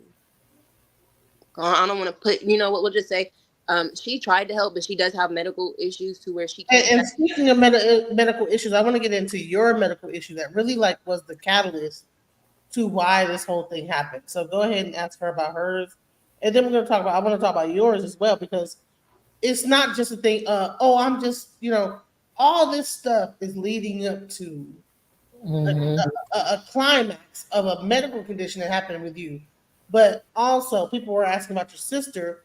And bottom line is that, like, dude, you had no other route to go. So yeah. So my sister has a condition to where it's like she has seizures, so she can't exactly help and stuff like that. But it was also not even just that. Like that support really isn't there because if I talk to them and be like, yeah, I need help real quick, so at least until I'll tell them like I need help. Can you help me watch them just until I hear back from Title 20 or whatever. They'll be like, yeah. So either 30 minutes or sometimes 30 minutes will go by, or they'll watch them for 2 days and they'll be like, okay, well, I need a break. And I'm like, well, my job's not about to go for no damn break. We had an agreement, damn it. So, um, I was left with, okay, I do understand you want to break. These aren't your kids. My payday ain't come yet. You ain't getting no money. You also got your medical issue going on and shit like that. So I'm like, okay, well, I'm gonna just do only thing I can do. Cause mind you, the one cop literally already said, if you got to leave them kids at the house to do what you got to go do, then do it. I'm just not comfortable with doing that because I've already had somebody break in my house and rape me. What if somebody break in my house when my kid's there? I'm not there. Imagine what the fuck they're gonna go through. So, um, you know, I was like, you know what? Because this was off this app too, where you can kind of pick up shifts and stuff. So I had also applied for app. Like, I'm not lazy. I've been trying to fix my situation. I just ain't been coming up with nothing that'll work. So Right. anyway, So uh, let's go into what happened with you medically. That was really like the catalyst. yeah. So my not even just mentally and spiritually, just everything I've been going through from a young jit all the way up to now. I literally I can't take it no more. I'm 27. I've been having many heart attacks every day for 2 weeks. Obviously now because I surrendered my kids and whatever to better myself medically. I haven't had heart attacks because my stress is down a little bit and I can kind of devise a plan and able to work out that plan. But I was literally having many heart attacks. So when I went to the How did you hospital, find out that you were having many heart attacks? my chest was just constantly hurting. Like no matter what I did, it wasn't going away. Even with medicine, with rest and stuff like that, it was just and it was getting more intense, and it was hard to breathe and shit like that. So I went to the hospital, and I'm just like, I was telling them, I was like, I think I'm under, I think I'm having an anxiety attack because I don't know what an anxiety attack feels like because I've always had anxiety for obvious reasons, but it's never been something like this. So I was like, what the? This is new. So um, they hook me up to monitors and stuff like that. They walk in, they say, at this very moment, we cannot say you're not having a heart. Goodness, they said at this very moment, we can't say you're having a heart attack, but we're not going to tell you that we didn't see anything. So I ended up seeing my EKG, but I didn't tell them that I had just finished my medical class. So they don't know I could read an EKG. I saw my EKG sitting right there on the desk, and I'm looking at my sinus arrest, my respiratory, like my heart was beating faster than what I was breathing. So not only was I having heart attacks, my heart was getting ready to explode. So I literally tried to hang on to my kids and do everything I could until it literally almost fucking killed me. Mm. And that's why I That's said I can't do anything for them if I'm dead. mhm. Mhm. Right. So that's why I wanted to because everybody gets only focused on what you're saying, this CPS, blah blah blah, and they want to focus on the math is not mathing, but Mhm. it's Whitney get it's everything else's fault. Yeah. Landlord, Yeah. her baby daddy, her child, her false CPS kid, no job, etc. Literally, this lady has 63 different excuses, and I'm sorry, but the math ain't mathing. Now she is in the hospital. All this stuff culminated into stress Mhm. enough to be having multiple heart attacks throughout the week, to where she has to go into the emergency room, and then she finds out she thinks she's having anxiety, but she's having many heart attacks at 27, 27 Yeah. years old. And for the one lady who said I have an excuse for everything, I didn't have the guidance. I don't know if you're just now tuning in or you just want to listen. I was going to speak upon that in a little bit because I hate to interview. I hate to mess up a Oh beautiful yeah, yeah. interview, answering questions and going. Yeah, we You could wait. I'm sorry. like it's about you, sweetie, and if they wasn't here to catch the beginning, then they're gonna have to watch the replay. That's the purpose of going backwards so they can understand Yeah. you. Right. So it's not your fault they didn't hear the beginning. Please rewind it and go back so you can see how she got to where she's at. And I'm very proud of this young lady right now. Very, very proud of her. And I'm very proud that she's speaking out. So go ahead. Now you're going back and forth to the hospital, sweetie. Go ahead. Yep. So I'm in the hospital. Usually registration would ask these type of questions. So this is after registration left. Somebody else came in, and this is like they put an IV in my arm or whatever, and they was like, okay, well, if you do get admitted tonight, um, is there anybody you want us to let know that you're here?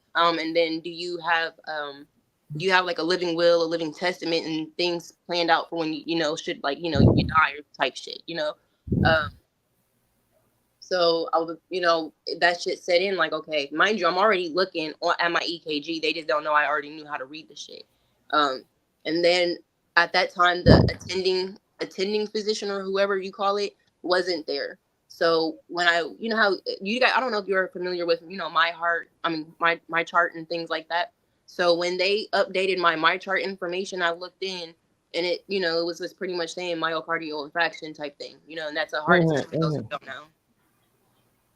So And yeah, I encourage her to tell this part because she's been just Hmm. telling like the trauma part of the story and like the end part, but this is a very integral part of the story. Is like, man, imagine that you think that, man, my heart is about to bust out my chest. I'm fixing to die, and now Hmm.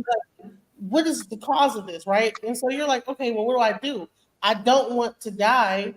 So how? What do I? So she when she goes into this situation into CPS, she's in distress. She's into mental distress. She's in physical distress. It's not just the all this stuff happened to me, boo hoo. I'm going into this situation because I have too much stress. It's like, man, my life is in danger. Thank yeah, you. because I'm not gonna make it seem like I've always made the best decisions, but I also never had that true guidance, and I've always, as you guys know, I'm obviously fucked up a little bit, so it has, my trauma has played into some of the decisions, and no, like I said, Listen, I let me tell haven't you something. always. Do not listen. Don't speak about yourself in that way.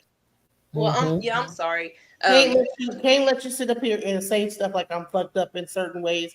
Listen, the fact that you have 5 children, you're 27 years old, and you've been to the medical field. You got your like you're working on your certificate to get like into the med.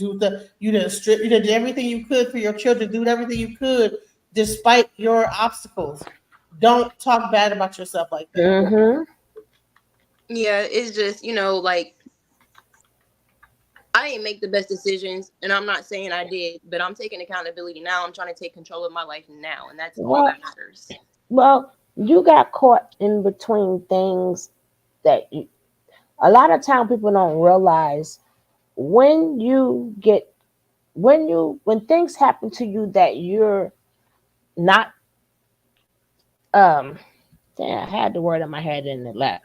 But the things that you can do, that's a lot of things you're responsible for. But when you were young and these are the things that you did not ask for, that plays a big toll because see what happens is what people don't realize when you have all that stress and all that trauma, if it's not released, it needs somewhere to go.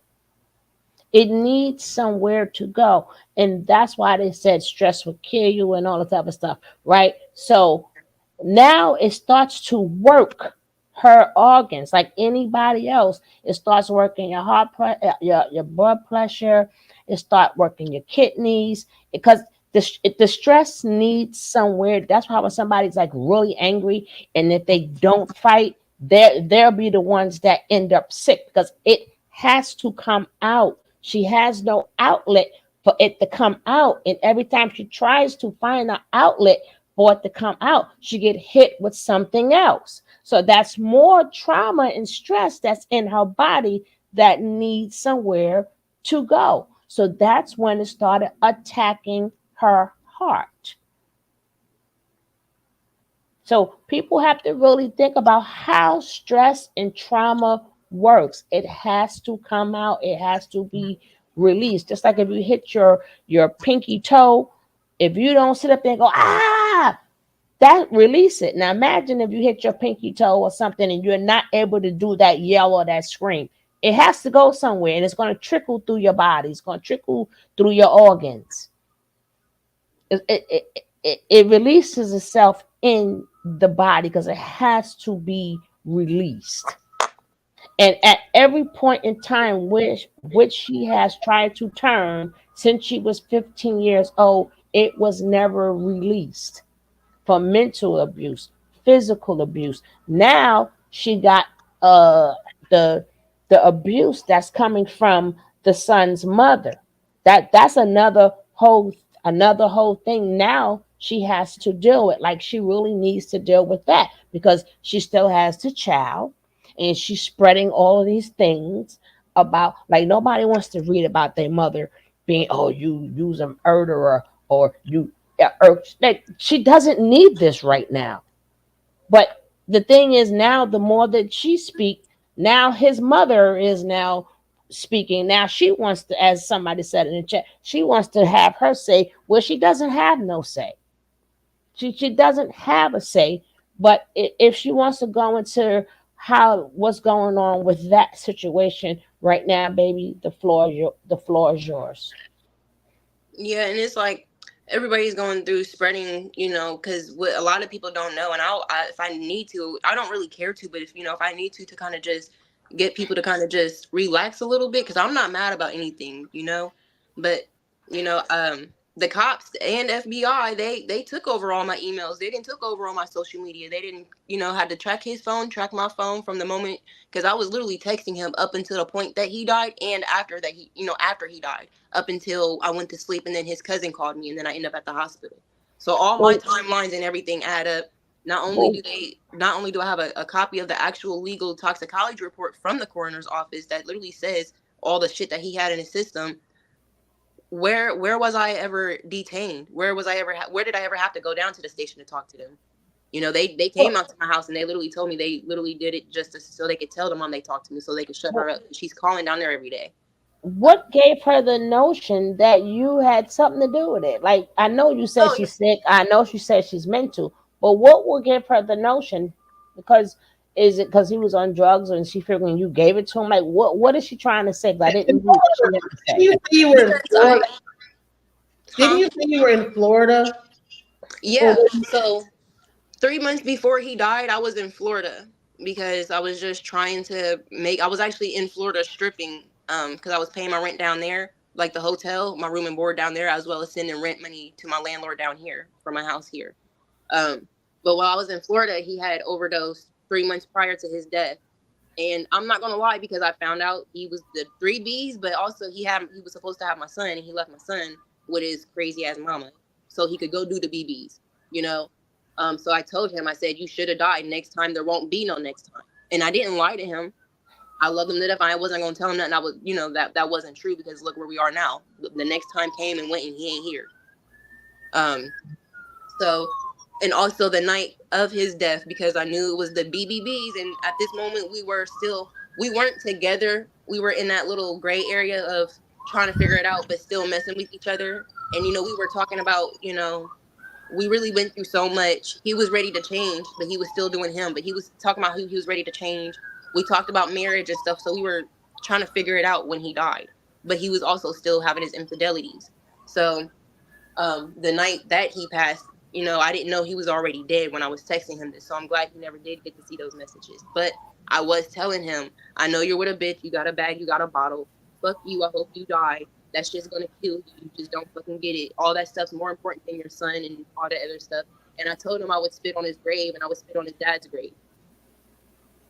I wow. mean, you were angry, yes. Sometimes You know things what? don't things don't come out. Things don't come out nice out people mouth. That don't mean they mean it, but we No, and I understand. didn't. And of course We I didn't mean it. understand But I exactly. definitely, Like, I listen, definitely, you huh? not expecting this nigga to die right there? Like, what the hell? Or No, I, of I course I heard. wasn't. But what a lot of people don't realize, when you're dealing with people with drugs, sometimes you gotta say some fucked up shit, because that sometimes it's the only way to get through them. Because obviously, the near death experiences wasn't enough. He wasn't getting the hint.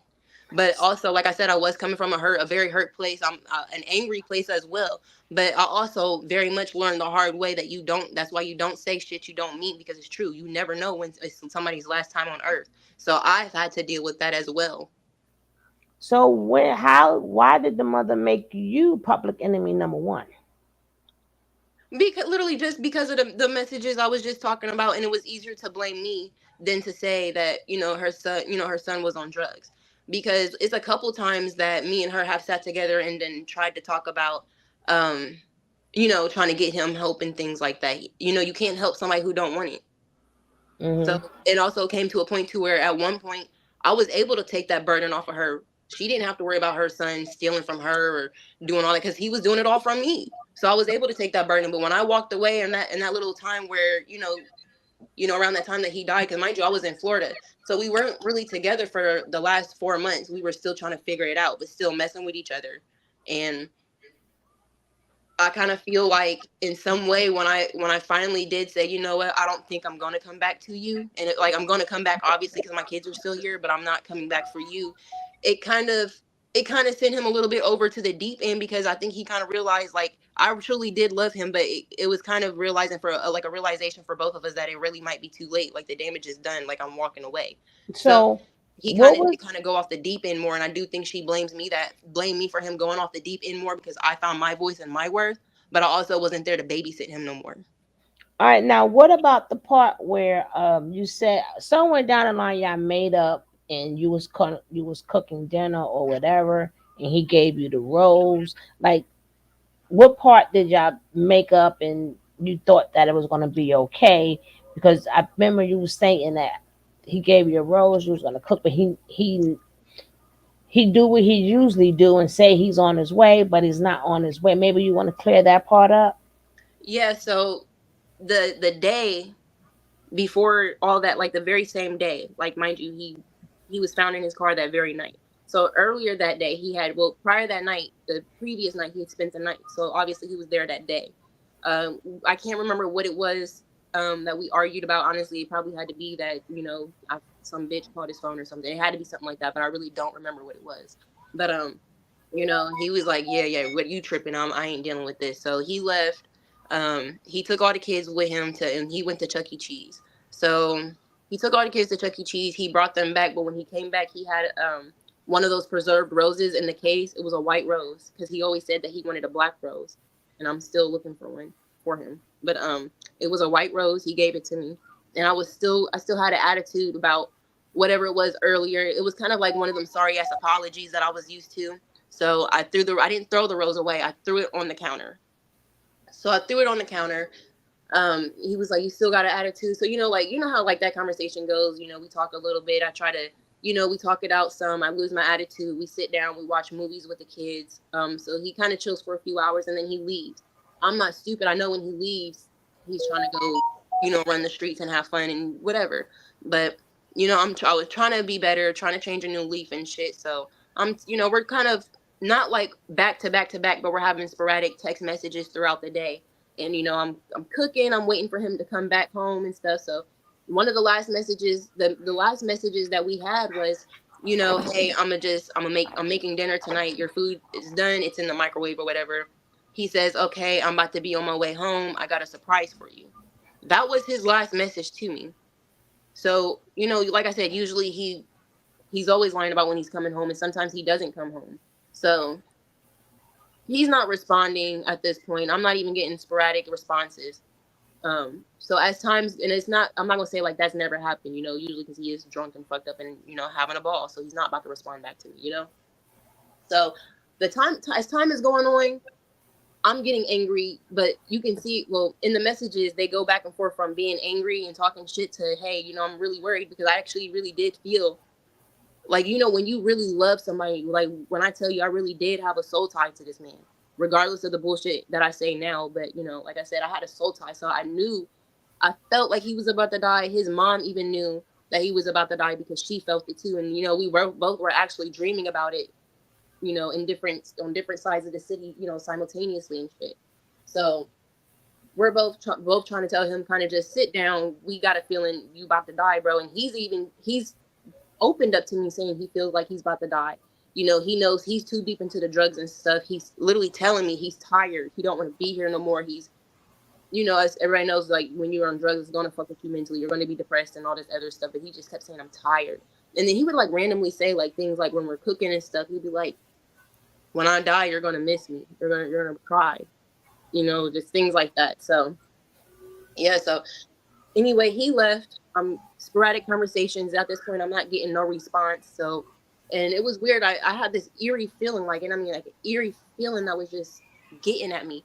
So I'm tossing, I'm turning that whole night. I couldn't sleep. When I finally did get to sleep, his cousin calls me at like 3. It had to be anywhere between, I want to say, I'm sorry, because it's 4 years ago. So it's between 2:30, 3 o'clock, and 4 o'clock in the morning.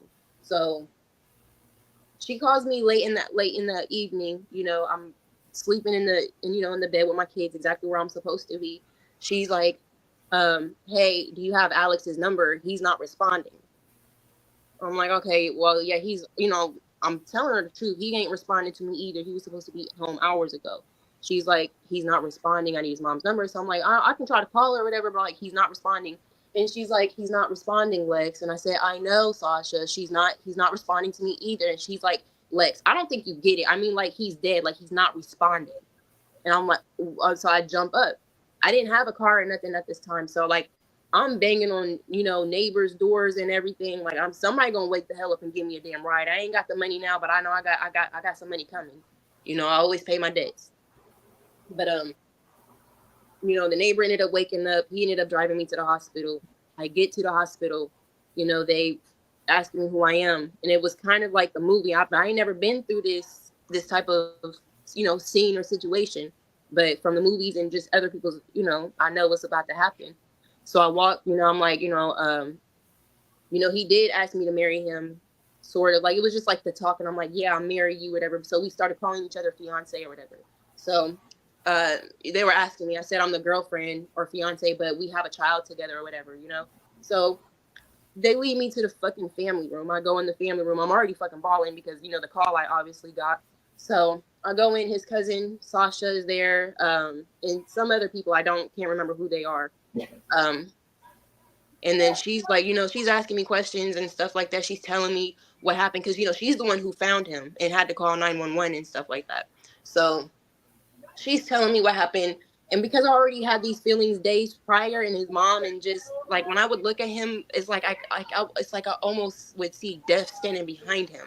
It would just feel like I would be looking at a cloud behind him, or it was just like a cloud over him. So, um, I'm already bawling. Like I already knew he wasn't about to walk out. So eventually, she just got off of work when she found him.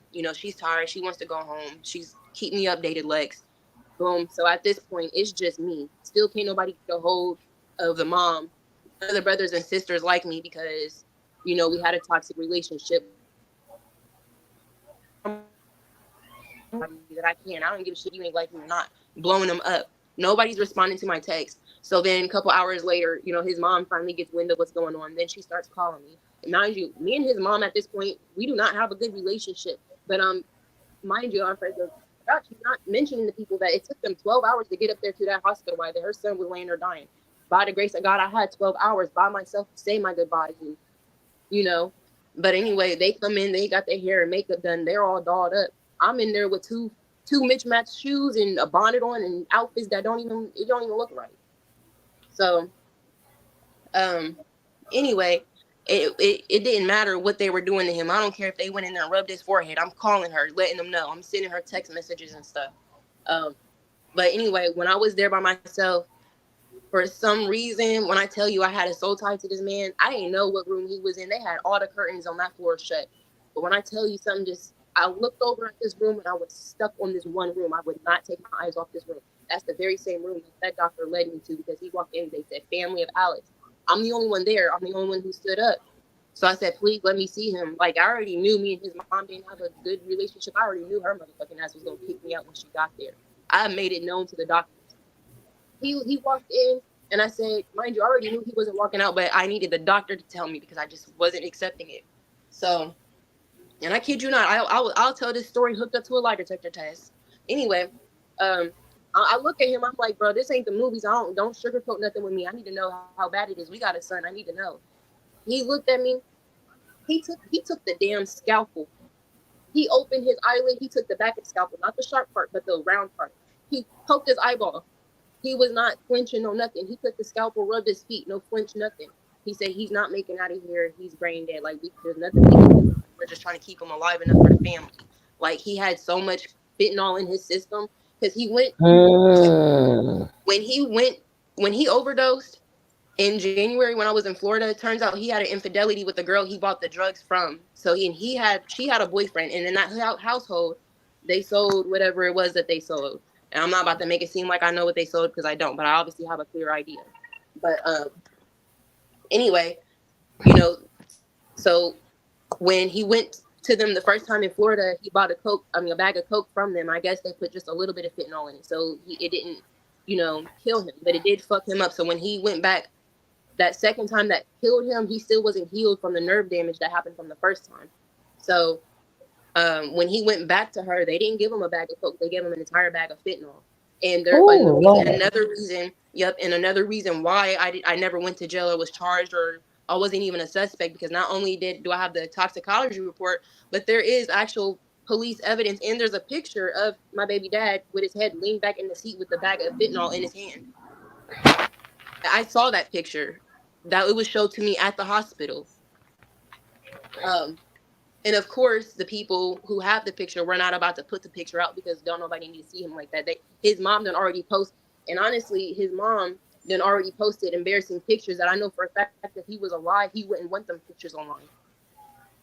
So she done already posted pictures of you know, his well doing or whatever you want to call it. But So he's been passed away. You said 3 years, right? 4. Okay, 4 years, and the mother, it's still out to get you. Yeah, like I don't know if her page is public now or if you guys can maybe friend her and look at her page. Even 4 years, I haven't had no type of contact with her. She can't tell nobody what I've been doing, what I've gone through, any of the accomplishments that I have had. She can't tell nobody nothing, but she could tell my story from years ago, videos from years ago. And actually, there's a video surfacing as well when I was pregnant with my son. And I'm not gonna lie, I was going through because what a lot of people don't realize, before he turned that camera on, he was already in there beating my ass. Although I didn't have like black eyes and shit, but you can see my face is red. I'm slapped up and shit. But I'm obviously in distress. I'm pissed off or whatever. I'm crying. I'm saying I want to kill the baby. I think I said I wanted to kill myself. I'm not even. To be honest, I think I tried to go out the window just to get away from him.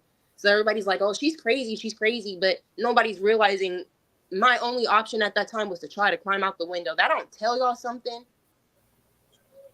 So it's like, but oh well, that was my past. But it was just like, um, everybody's so quick to try to post the dirty stuff, but nobody's telling the stuff I did for them when I was around, when I didn't have it. Like anybody would tell you, even if I don't got it, I'm quick to try to break bread with somebody because I wish somebody would do it for me. I know how it is to struggle, so I don't care. Like literally, even if I got $10 and I know you struggling just as bad as me. Okay, I got $10. I might not be able to do something, but we might be able to like get a little pizza or something and eat. Like I Hmm. will pay my So, last with whoever. well, let me ask you now. Far as the part where you showed on, I believe it was TikTok, when you went to go say, "Hey, take care of the kids. I can't do it right now." How long ago was that? Wait, are you saying when I was in the children's services building? If that was it, if that was when you showed it and you were saying, "Well, can I take care of them? I want to still take Yeah, care of them." How long ago was that? this was last week when I turned them in, Oh, that or was when I just went up so. there. So within these 4 years, you've been doing everything by yourself. You try to speak to the other baby daddies; they didn't help you. So the breaking point was before that breaking point.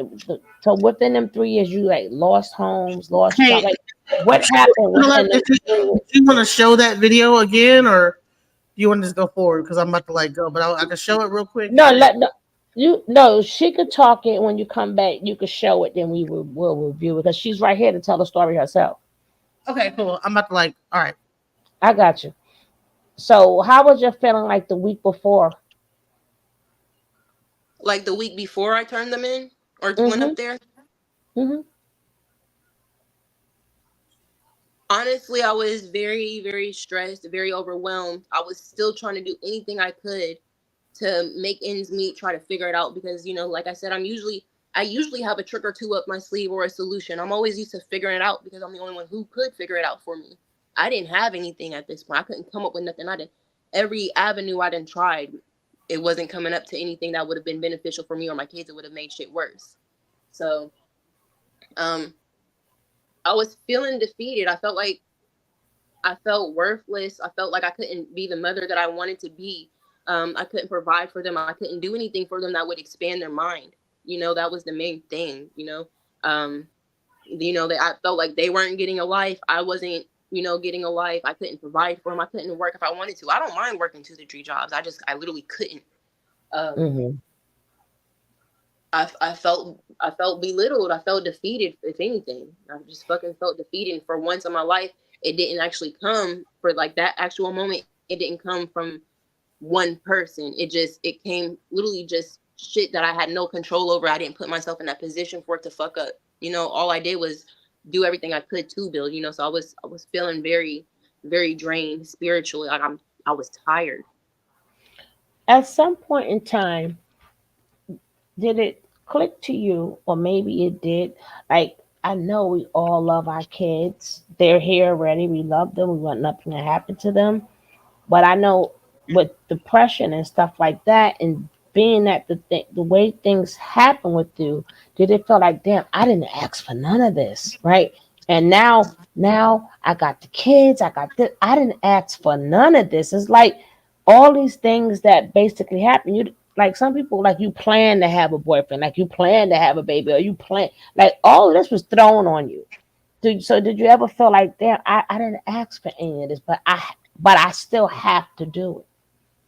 Yeah, like I didn't want to get rid of my kids. It was literally just the only thing I could. Because if I wanted to get rid of my kids, I would have did it when shit was just as bad before. I was able to, at that time. I had solutions, tricks up my sleeves, and things I could try to maneuver and work around or whatever. I didn't have none of that. So like, if I wanted to just give up on my kids, I would have been did it when the tough was going real real hard. No, Um. no, not the fact of not wanting to give them up. I'm talking about as when you're thinking in your mind, like just like somebody could have like a one nighter, right? And you thought it was just gonna be just that one night. You did not know it's gonna turn into 18 years. So when times start going bad, then it's like, you know what? I got these two baby daddies. Then I got to another one. Like, because at any point in time, you didn't have a choice, if you understand. I mean, you had a choice to keep them. I'm not referring to that. I'm referring to all the other things that was out of your control. Yeah. So now you're now stuck with everything that was out of your control. Yeah. So was that part of your thinking process too the week before you decided to do that? Yeah, because everything's happening was out of control. I needed to take control of my life. I needed to take control of my life. I wasn't making excuses for myself or anything, but I'm like, I'd be damned if I don't have control over my life, because just like I ain't asked for this shit, my kids didn't ask for it either. But I knew I didn't want to, but it was just like I knew I had to take that risk because nobody else is going to take no risk for my kids, and it's already showed. And at any point in time, because like how often, I mean, not people just saying it, but how often did somebody say the word "I love you" and you knew they meant it, or you've never really? I'm not referring to the kids. Remember, I don't. The kids are out of this one, but I'm talking about anybody who has been in your life. How do you feel about that word "love"? Like, do you have you ever felt it, or you felt that because, well, my mama, she even though you know that they probably do, but just that sincere love, was that kept you going down the wrong path because you was looking for it and you never felt it? But how do you feel about that? Mm, I don't know. It's like these days, sometimes when people be like, "Oh, I love you," I'll be like, "Love you too." It's kind of like just something you say before you say bye to kind of fill in that gap of the awkward silence. So it's like, you know, when you say hi and then they say hi and it's kind of like, oh well, okay. So you say hi, how are you doing, to kind of fill in that gap. It's just something to say, like a gesture almost. But But you never felt it then. yeah, You never felt like a priority to anybody or love. yeah, like outside my kids, like when they say Hmm. they love me or when I say I love my kids, because sometimes I do genuinely just break down crying when I think about how much I love my kids. Like literally, when I think of nothing else but just how much I love my kids, it makes me want to cry. Love is a beautiful thing, but I don't, outside of my kids, I don't have an actual general idea of what real love is or what genuine Right. love is. But I know that I've tried. I don't know what it's like to have genuine love, but I know it ain't never Mhm. stopped me from trying to give genuine love to other people. Because I see that's where a lot of people also, being that people will say it, but people like nobody teaches kids because people just gotta love you because you're my kids. Like so, then people think that everything that comes with it is acceptable. Or I love you because you. No, love has a meaning, right? Love is And, sacrifice. but not just sacrifice, right? It's a lot of things. It doesn't boast. It doesn't abuse. It's a lot of things. Love is an action word, and you haven't, from what I've heard, haven't seen any action put towards anybody who said they love you. Yeah. I mean, I'm not gonna say my mom hasn't had action, but like outside of my mom and kids, yeah, I do know what you mean, and you're correct. So that puts you on a warrior type of spirit, right? You became a warrior. Just like when you was young, right? You, even though mommy and them love you, but the action is not there. So that put you in, okay, I have to feed my brother. I have to eat. Like there is no food. Like everything that I've seen that you have done been out of the act of, okay, love ain't, and forget about love right now. Things got to get done. I have to survive. It kept you in the survivor's mode. So at that point, the week before you decided to go there, you was like, you know what? I can't not do. It's only one of me, and as you say, your heart. Remember, all of that is now affecting your organs. It's affecting your heart. So at that point, you're like, listen, whew, I'm tired of being in survival mode. I need some of this up off of me. I need. It's like how people feel like I can't breathe. You just wanted to breathe a little bit. Just Yeah, like that's all I know is survival and just bullshit. And I want to be able to change that narrative not only for me because my boys, shit. Obviously, I've been struggling since they were born. Shit, they're probably in survival mode as well. I don't want that for them. mm-hmm, So right now, mm-hmm. like where all my kids are, they're where they can kind of flourish where I can't give them that attention or I can't give them what they can be kids. They can be kids and only have to worry about being kids. They don't have to worry about watching brother or sister or helping change this diaper because mommy's cooking and I got raw meat on my hands, so obviously I can't change a diaper and stuff like it. Or So it's just yeah. They so deserve to how just be kids. so how okay, after you left that place, you found a different solution for them to stay? Or Yeah. was it, did you get help to do that, or you found that on your own? I found that so um obviously when I took them there I didn't have anybody that was coming forward because you guys seen I was on live. I posted twice when I was on live for a while trying to get help. So nobody came forward until I became viral. So when people stepped up that like the people that stepped up that Sunday aren't just strangers and stuff. Like at least how can I put it? Like when you say you haven't talked to somebody no for such amount of time, you don't know them anymore. So Mm-hmm.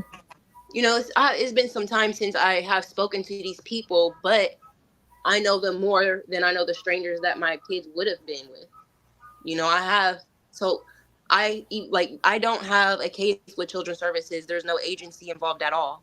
So I still have legal custody of my kids, but I have already written the letters and have them notarized saying that hey, while I get myself together for this reason and that reason, they're temporarily living with them. So this person is this legal guardian. Are they all together? No, there's 3 households involved. Oh, okay. So you got three different. So are the twins together? Yes. And then somebody has your other son and somebody has your daughter. The oldest 2 are together, the youngest 2 are together, and my youngest son is, with somebody. Okay, okay, okay. And are they close to one another? Um, like you mean like in the same city and stuff, right? Yeah, they're no more than 15 minutes apart from each other. Right, because they always been together, so they could. I mean, close by, they can see each other, and when they want to Yeah, see each other, or you have to so be the I one to do. bring them together, and then take So them back to where they at. so I'm pretty sure they wouldn't have mind doing it, but I obviously can do that. So I do still see, and so if I don't see them every day, I see them every few days or every other day. But I am keeping in constant communication. So I do pick them up, a couple times out of the week and bring them all together, and we, spend the night at somebody's house or something like that, because I do still So want them to have that bond and not be separated. And I don't want them to lose any bonds they do have now, just in the little temporary time that they'll be apart. now you have no with none of the baby fathers. You have no as of for them not coming to get their kids and everything. So you have no relationship with none of the fathers that's alive, correct? Correct. And they had their other kids or whatever, and just left your kids on to the side because that's another injury also. Yeah, I'm not going to make it seem like I haven't tried to just put differences aside and think that people can change, because I have done that. But the very same people right now trying to say they have a story about me to tell are the same people that also ran off with my kids when I tried to set the differences aside. Like literally up and ran off with my kids. Like the police were involved. The news was about to get involved. It was actually about to. That was another post of mine that was about to go viral a couple years ago. I got like 1,000 shares and stuff. That I got my kids back in 2 days because they was like, "Yeah, y'all about to go to jail because we're not playing with y'all no more. Y'all just running off with people's kids and stuff." And that was also doing that. My son's dad's mom played a part in. So a lot of So, people don't also know that because she's going around telling people that I killed her son and all this. I've had my house broken into. People have ran off with my kids. I've gone through a lot that I have not told nobody about. That I just like, okay, she's just miserable as hell. But for sure, cops they already know. So like at this point, we're just waiting on one of them to do something else stupid, and they're going to jail. so at this point in your life, after now you have the kids settled, where do you see you? Like are you gonna have like time I know you like to work and everything, but sometimes you have to work on the inner you first before you can get out and do that. At the same time, maybe you can, but where are you at right now? Um, So a lot of people have the narrative that I've gone out shaking my ass or danced, and I haven't. Although I would like to go out and maybe get some wine or just relax. As I'm allowed to do that, but I haven't done anything. I haven't done that I haven't been doing when I did have the kids. I'm just in the house doing my homework. My interviews. Um, I actually start my job tomorrow, and then also I'm in school for music, so I'm obviously making music. So I'm trying to work on my single and another collab, and just trying to work on my crafts as well, because I do express myself through my music. But it's only been a week, correct? Because you said this happened Yes, last week, so yes, ma'am. So last it Monday, ain't Rome wasn't built overnight. It's only been a week. It's okay, baby. So it's yep. only been So a week. I start my new job tomorrow, but I did last Monday also do an interview with another job. So I did get that job, but I can't start that just yet because I have to attain 2 more licenses. But I'll be done getting those probably by the end of next week. But you do have housing right about now, some place to stay. I'm bouncing around So, because the Oh, landlord I'm back. actually. I'm back now. okay, baby. Hey guys. So what I understood is that she lost her house in the fire, right? You lost the house in the fire, and so you're kind of bouncing around No, no, because no. you had a fire. No, that So was. they Oh, the okay. fire Go they ahead. it only messed up the back of the house. It's just it wasn't safe to live in because it was obviously like electrical damage, and I didn't have electricity and things like that. So Right. the So house that was as of what right brought. now, So they fixed as it of right now. now, yeah, they fixed it. But with the whole thing with the jobs, mind you, I'm just getting work. I'm starting my new job tomorrow. So But here's the um thing: they say you're under eviction. So how the hell can they evict you when you can't live in the house? because so like they came, they fixed the back of the house, they did what they had to do. So now that they say like, oh, I'm back in the house, they expect me to have the rent from the job that they fucked up in the first place, and I obviously don't have the rent. So they on the 10th they put the letter on my door to say to leave the premises, but um today, this morning, the landlord texted me saying they're gonna go ahead and file the eviction on Wednesday. Right. So they can't file an eviction when the house was unlivable. That's why you need to like do what Pam said when I put you on the phone with her. That's why you need legal aid because they can't file an eviction on you and you couldn't live in the house because it was like burnt down to the ground like on the back of it and you can't live in it. So that's like illegal. That's not right. It's a legal eviction. It wasn't your fault. You should not have to pay rent for a time that you were not in the property. That's number one. Number two is that like you need to uh like I know you're like now you're in like displaced situation with your kids, and that's is that part of the reason I missed. Did you talk about Yeah, what brought you into that situation with the kids and yeah, CPS? yeah. Because I already lost my house. I'm about to lose my job. Probably about to lose my car too, but I'm trying to hang on to that. But I'm getting ready to lose everything once again for things that were out of my control. And I don't want them to struggle again. I don't want to have to walk from this place, So I'm even right now by myself because I haven't started these jobs. I'm not stable. I don't want to put them through that again. So the situation with the house also played a part into why I gave my kids up. So Um, I just want to say, Super Miss Ayers. No, you did not think she paid for the house. She said to get the apartment because of things that was on her record. She had to pay that much to get in the house. She never said she bought the house. Am I Yes, correct, Amora? yes, ma'am. Because the rent, mind you, I Okay. said I'm doing very well for myself. I got a big deposit last 2 months. Right. She said from her get writing a couple of hooks for people who sing. She got paid from that, and she used it to, like, how when you move in you have to pay the first rent, security, and all that other stuff. I told you I may have to go back on this interview so you can get a I we went from step to step to step to step so you guys can't miss nothing. So please make sure after this is over, make sure you watch the full interview. All right, Yes, so ma'am. go ahead, Oh, DJ. because also, around the time I moved into my house was also around tax time. So a lot of people are like, "Oh, well, you got 5 kids, so we know you got around to 10,000." I don't know if anybody was listening. I also haven't been working last year all like that because my daughters were premature. They've been in therapy every week since they were born, and we just now getting to where they have one therapy every 2 weeks. They had three therapies a week, as well as my son, for the trauma that he experienced being with his grandma. So that was 4 different therapies I had to do a week. I didn't have time to work, so I didn't have a lot of income to claim on my taxes. And what I did get for taxes, I used to get my car that I'm getting ready to lose now.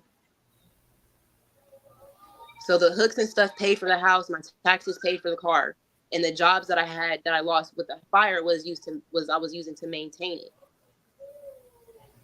So as of today, okay, your thing is, like I said, I hear you saying you want to work. I hear you say you're going to get a job, but what are you going to do for you? Like what's next for you? Um, will obviously seek some therapy because like I said, opening these cans of worms that I didn't realize that I've only suppressed and haven't dealt with. Um, I definitely want to definitely seek some help because I do have some layers that need to be peeled back. Um, Hmm. so as well as get some mental help and some therapy as well as that. I don't have my kids right now, so I can go ahead and generate multiple streams of income, but I also want to take this time because because of my video, they've opened up to me, for me to have a platform. So I want to use this platform to raise awareness and tell people that it's okay that you need help and that it's okay to freaking speak up and it's okay. Um, what are I your want platforms just so we can put this in the chat? so I'm now at 10K followers on Facebook. So it's a more Lex. And then my Lamborghini Lex. That one we're still working on that one as far as the following and stuff. But that is Lamborghini _Lex. And then my YouTube channel, I'm pretty sure that's Lamborghini Lex. I got to go back and look at that one, but it's Lamborghini Lex, and I do have a TikTok as well. That's Lamborghini Lex. Okay. On top of that, you said you're in school, like medical school. How far are you into that? So that Friday I dropped them off. I actually finished my last medical class. So I'm certified. So I'm nationally certified with my CCMA, which is my certified clinical medical assistant. So I'm certified. So I still have to do my mock exams and my national exam that I'm so nervous to take that I still haven't took the test. Plus I have to pay 165 for the registration fee. But I haven't taken that test yet to get my license, but I did finish that. But I'm also in another school actively right now that I'm still doing classes and homework for, and that's I'm not going to say that school's name for obvious reasons, but I'm in school for music goodness, for music production and audio recording with a concentration in communication. And right now I'm in my first year for this one, so this will be my associates, and then I did a 2-year accelerated class, so by the end of next year I'll be graduated with my bachelor's. So I'll get my associates this year and my bachelor's next year. Do you know who this Tennessee K person is that's in this chat right here? Tennessee K. Who is this person? Do you know this person? That's Me? probably some. I don't know if you know her, but that's probably somebody who's been following her or part of her son's mother clan that comes in and troll. But I usually pay them no mind because I don't like to disrupt the information that we're getting from the person who we're here for. We're here for Amora. I'm not really here for the stuff that they say in the comments. I usually let them be because that's trolling, and this is so much valuable information that she's giving us that can help a lot of people, because people are just looking at what's going on now. This girl's been 14, 15 years old. Even before that, she's never caught a break. So if you guys see holes in it, you supposed to see holes in it, because when you've been through as much as she's been through, some things you do blank out. Certain things, certain times and orders and dates, sometimes it does get confused somewhere down the road. If there's no blanks in there, then that means you are really lying, right? If you could just remember everything and there's no blanks, no, her mind is exactly where it's supposed to be, and she's trying to gather it and get it all together. And if anybody don't like what's going on, then try living in her shoes since she was 15. Try living in her shoes since she was 15 and tell me, how would you do it? Try living in her shoes when she was 13 years old and had to feed her family and take care of everybody and getting abused and everything else. If maybe you could do a better job, but you're not in her shoes. Carry on, darling. I'm so sorry. Oh no, you're fine. Um, I don't remember what I was saying to be honest. Where did And I leave off? here's the thing too is that, like, yeah, she is in Ohio, and Ohio is a very racist place. So imagine like not having a support system, not having the proper support, and she's just having from 15 all the way up until now, what, 23? On how old are you now? 28, 27. 27. 27. So 15 and 27, 5 kids. And she just now said it's too much. She didn't say at 23 it was too much. She didn't say it at 18 it was too much. She just now said, Hmm.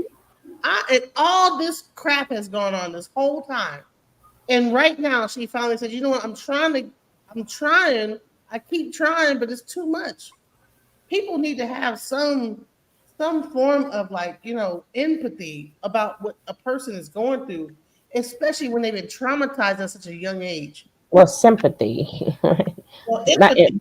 Put no, yourself put a yourself. lot of people cannot. That's why at least have some sympathy. You don't have to have empathy, but at least try to have some type of Well, no, sympathy. I say sympathy because sympathy is just you feeling sorry for a person. Empathy Yeah, is and I don't want nobody feeling sorry for me because some of these no, beds I made by my, sympathy is I made. put yourself into this person's shoes, Hmm. imagine how it could be, Hmm. and Hmm. then talk from there. Don't talk from a judgmental standpoint. Right. And we do that too much as women, right? As women, and we act like a lot of women have not gone through this. A lot of women have not felt like this, have went through this, and doing the best they can, and had what you call a breaking point. And Okay, so that's why like things like this is this, John Netter. Okay, I live in Columbus. I have custody of my three brothers, my brother's three kids, and CPS give you vouchers. Okay, that's why we're doing stuff like this to talk about. Okay, if people are in Ohio that know how to work the system and get her what she needs, we need people like you, John Netter. Instead of like judging her, okay, this is what you do. This is But time. the judgment doesn't count because the brother, it's not like, remember, if she gave the kids to somebody, then her judgment would count. It doesn't count because whatever her brother was doing and his baby mama was doing, they had a breaking point too, that now she has custody of her brother kids. So which means she should understand even more, right? Because you're taking care of somebody else's kids. She's right here. Mora's talking about her breaking point and her taking care of her own kids. So it doesn't apply. Now, whomever she gets to, if she can get them in one house and get them to take care of her kids, then that will apply. But they went through the same thing she went through, Miss Jonetta, so you can have them. You didn't have them unless their parents had a breaking point and went through whatever that they could not go through. So you're proving her point even more.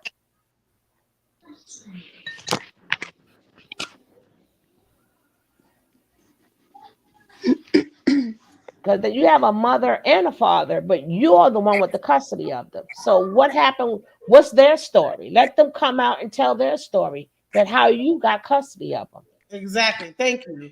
And then you got Whitney talking about something. So you guys are trying to help her gain clout or what?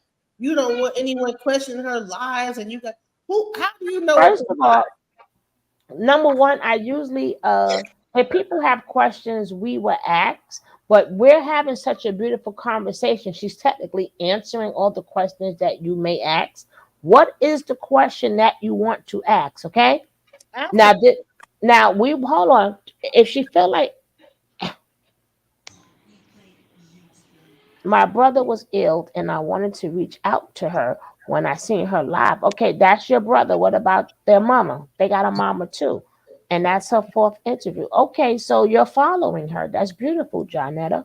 Beautiful. Help her. Now, Jonetta's following her. If you watch 4 of her interviews, that's thank you. Congratulations. That's good for you. Right? But what about their mother? Her baby daddy was is not here neither. But Evil who, we're not talking about you or your brother. We're gonna get back on the lady who we're here for, Miss Amora. So after you get this job, are you looking for another residence, or like how long do you think that you need time? I haven't still ain't seen a valid question in there yet for us to answer, right? Y'all making comments, but y'all didn't ask a question. If you guys ask a valid question, me and DJ will answer it. Far as repeating what you guys are saying, I don't do that, and I'm not going to do that. Right? And I don't have. We don't have to keep explaining things to you. You guys. Mind is whoever you are made up. Keep it that way. Now, how much time do you think you need, or you don't know, Mora? um so I'm really good at like trying to map things out and trying to stick to the plan. So with everything that I'm trying to do now, I feel like 6 months is more than enough time to be able to, you know, build up, save up, and try to sustain and maintain. Well, emotionally, what if you're still not ready? Then I the people who have them, they already said, if I do have to have more time than 6 months, then that is okay because That I is have more than beautiful. 6 months worth of trauma to unpack.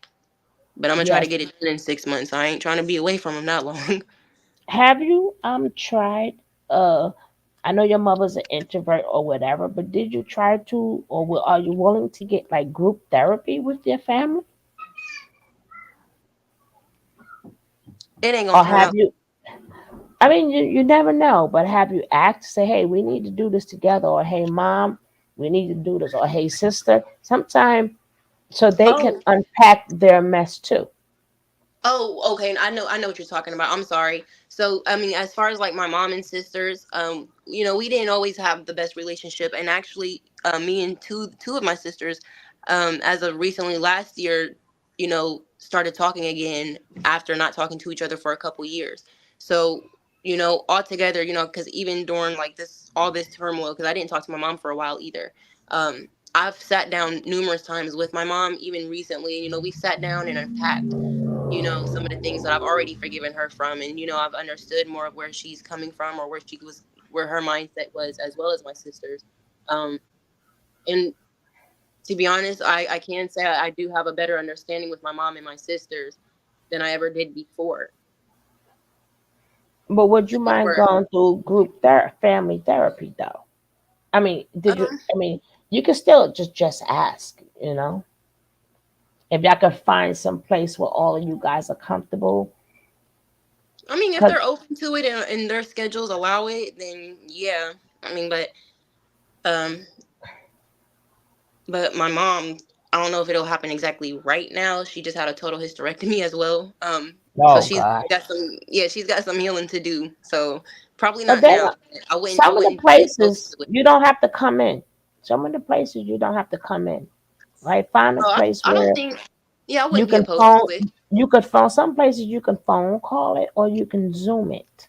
Some places you don't have to be physically in the place, right? But I honestly think that because of, especially when you said, like I know your mother spoke upon her life, but the part where the guy used to come through your window and she's laid out, like it's a lot more that she's feeling too, because in her mind she felt you guys.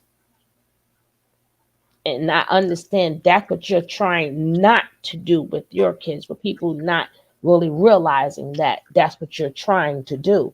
But anytime, somebody just can come through the window or whatever, and have what's happening to you, and for her not to do anything, that leaves something in a parent when they was too busy into their own mechanisms that they didn't save their children.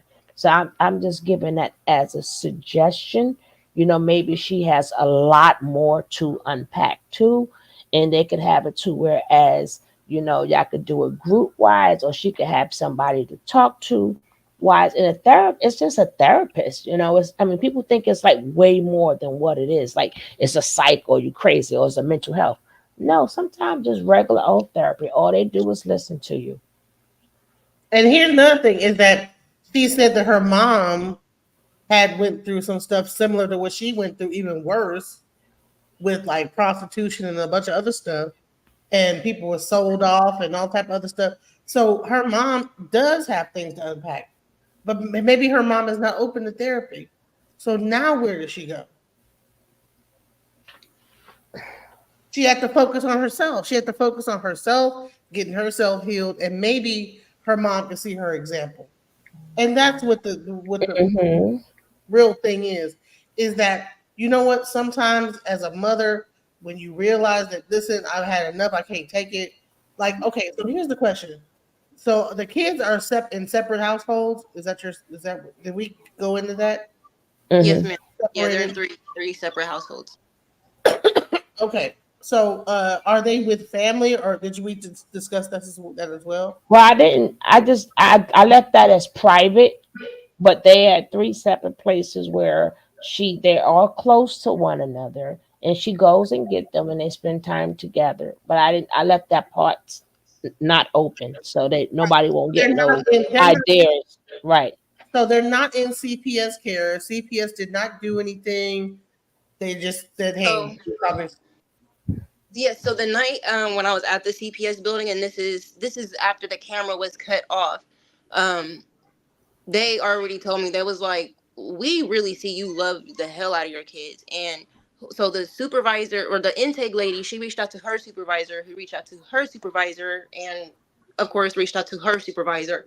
Um, so because technically, when cops, for those of you guys who don't know this, when your cops take your kids to CPS, they didn't take custody. They have this thing, what they call is law. So when the cops took law over my kids, they transferred law to to CPS. And CPS had law. So technically, because we never went to court and it was never legalized, CPS never had custody. But Mhm. they were like, they were like, we obviously see you really love your kids. Like there's nothing mentally like like nothing like seriously, wrong with you. Like, of course, you got some things to unpack, but you're not like mentally unstable and things. You're just going through some things, and you need support. You need help. So she was like, we don't want to take your kids because if we do take your kids, it's gonna be so hard for you to get them back. So they did say that I could leave them there that night because I didn't really have anywhere to go that night anyway, like to take them. And it was so late at night. So um, that Friday night, they stayed at CPS as well as Saturday. So when that Sunday came, I finally got a call and they was like, yeah, we really don't want to take your kids. So if you can, mind you, by this time people had already came forward to claim the kids, like said, hey, we'll take them, um so they were like, if you can find somebody who will take them and you can come up with a game plan, we don't have to have you don't have to have an open case, we don't have to take custody. So that Sunday before that Monday came before court, I had already placed my kids. So because there wasn't nothing really going on, of course they still did provide, like, they're going to be giving vouchers and stuff for the foster families or whatever. Mind you, there's no agency, I just don't know what else to call it but foster family. But they are still going to provide them with some vouchers. But so far nobody's gotten anything yet, and it's been almost 2 weeks now. So still nothing has came from CPS, but I don't have an open case. I don't have no agency involved. But yeah, they didn't take custody because they was like, we don't want to make it hard for you to get them back when you really don't. We don't have a reason to take them from you. And once, I mean, obviously medics and cops were there. I was interviewed and all that other stuff. So like, they already pretty much cleared me as I'm not mental, or I'm not fucking insane or anything like that. Ain't nothing wrong with me mentally. I just got some trauma, but I need help and support. And and like I said, I'm just trying to change our narrative, change our story. You're trying to break the cycles, and I Exactly. applaud you on that. I Thank really you. applaud you on that And because you could have honestly, went a lot of different other ways. People don't understand. There's a lot of different other ways you could have went, right? to be honest, I really did do it was best, not only for medical reasons, but I wasn't verbally abusing them or anything. But it was to a point where I was becoming withdrawn. Like I would sit in my car for hours because it was the only place I could just get away. Or I wasn't like, we would be having conversations, but I don't think I was actually, like, I would be there, but I don't think I was there. Like I was somewhere else.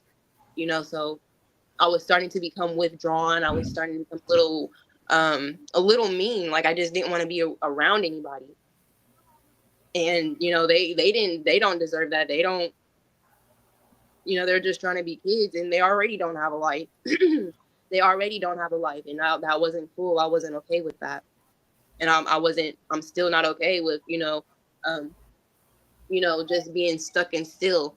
And I was earlier, it was just like, earlier when we were talking, I noticed a lot of people did hit my inbox and they were like, you just walked away from them. Every black woman is struggling, and that's fine. Da, da, da, da. And it's not fine that every black woman is struggling. For generations, Mm, by our hmm. government, it was always known to be the normal for a black woman struggling. And I'm trying to change that narrative. I mean, y'all can be comfortable with that narrative, but I'm not. And then it's not just single women. You know how many people came forward saying they want to do the same thing. They've been trying to do the same thing. And even men came forward saying that they're single dads, and I didn't do anything wrong because it's a couple times they've had to ask their mom or their sisters or their grandma to take their kids. So it's not just me, but I'm opening that platform for people to feel comfortable enough to say, hey, I'm struggling. And it's fine. Everybody's struggling. Everybody's got something going on, but it's okay that you need help. Because a closed mouth don't get fed, but an open mouth sure hell will catch some backlash, and that's fine too. That's why I said this interview is very, very important because more women need to speak out, and it's sad the ridicule that women get when they speak out. When, like, Nobody goes after the deadbeat dads, right? Nobody goes after them. Nobody go trolling their page. Nobody is saying, well, hey, we all have done this. Like, and it's always the women that they go after. They And never can go I after the actually men. add on to that? Mm. Since this whole thing has started, I still have not heard from any of the baby dads. In fact, they are on Facebook trying to bash me with the rest of the people. I actually saw one of them commenting, talking about, oh, her music's trash, she's ugly, just trying to join the trend of hating Lex. But neither one of them has still reached out to get their kids. Nobody's reached out to do anything at all. So once again, the same people who are trying to tell stories about me and narratives are the same people I couldn't ask for help when they knew I was struggling. And you're still struggling, right? Yeah. And they rather bash you and bash the women instead of helping them. And these are the Yep. And same men that, oh, women are bitter, women are this, women are that. And we are the same women that say, come get your kids. And then it it goes silent, right? They and you want to want to do know the all crazy thing too? the, go ahead, baby.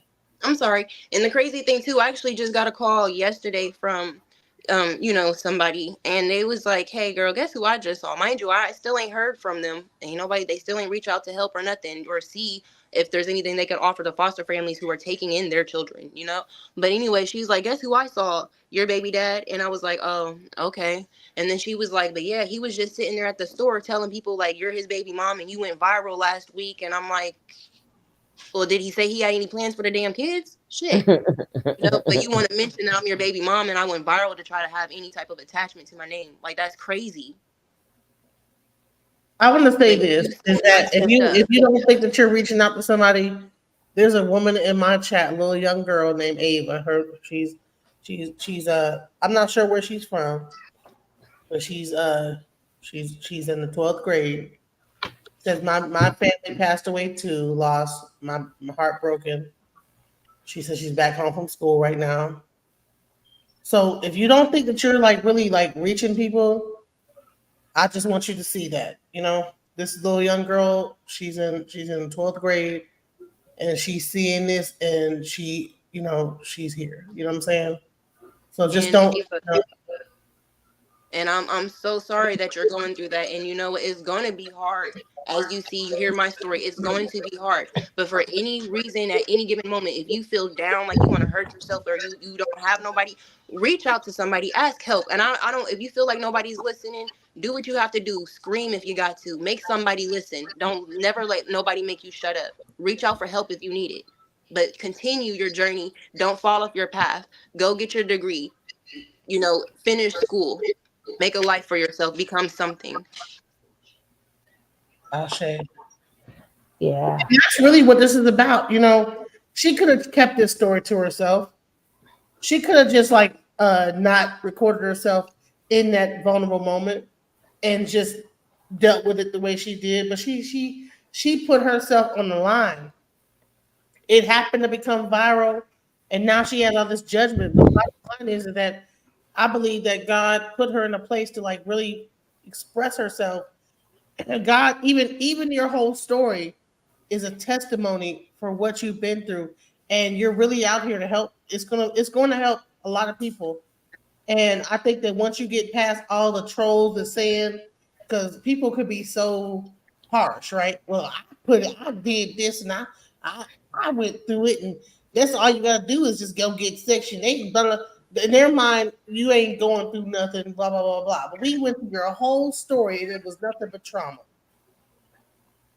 And I really like want to like have people like think about that. It's like just get past your own what you've been through and listen to her story and understand that this person has gone through a lot. This woman, this young lady, has gone through a lot, and she put herself on the line, her whole reputation on the line.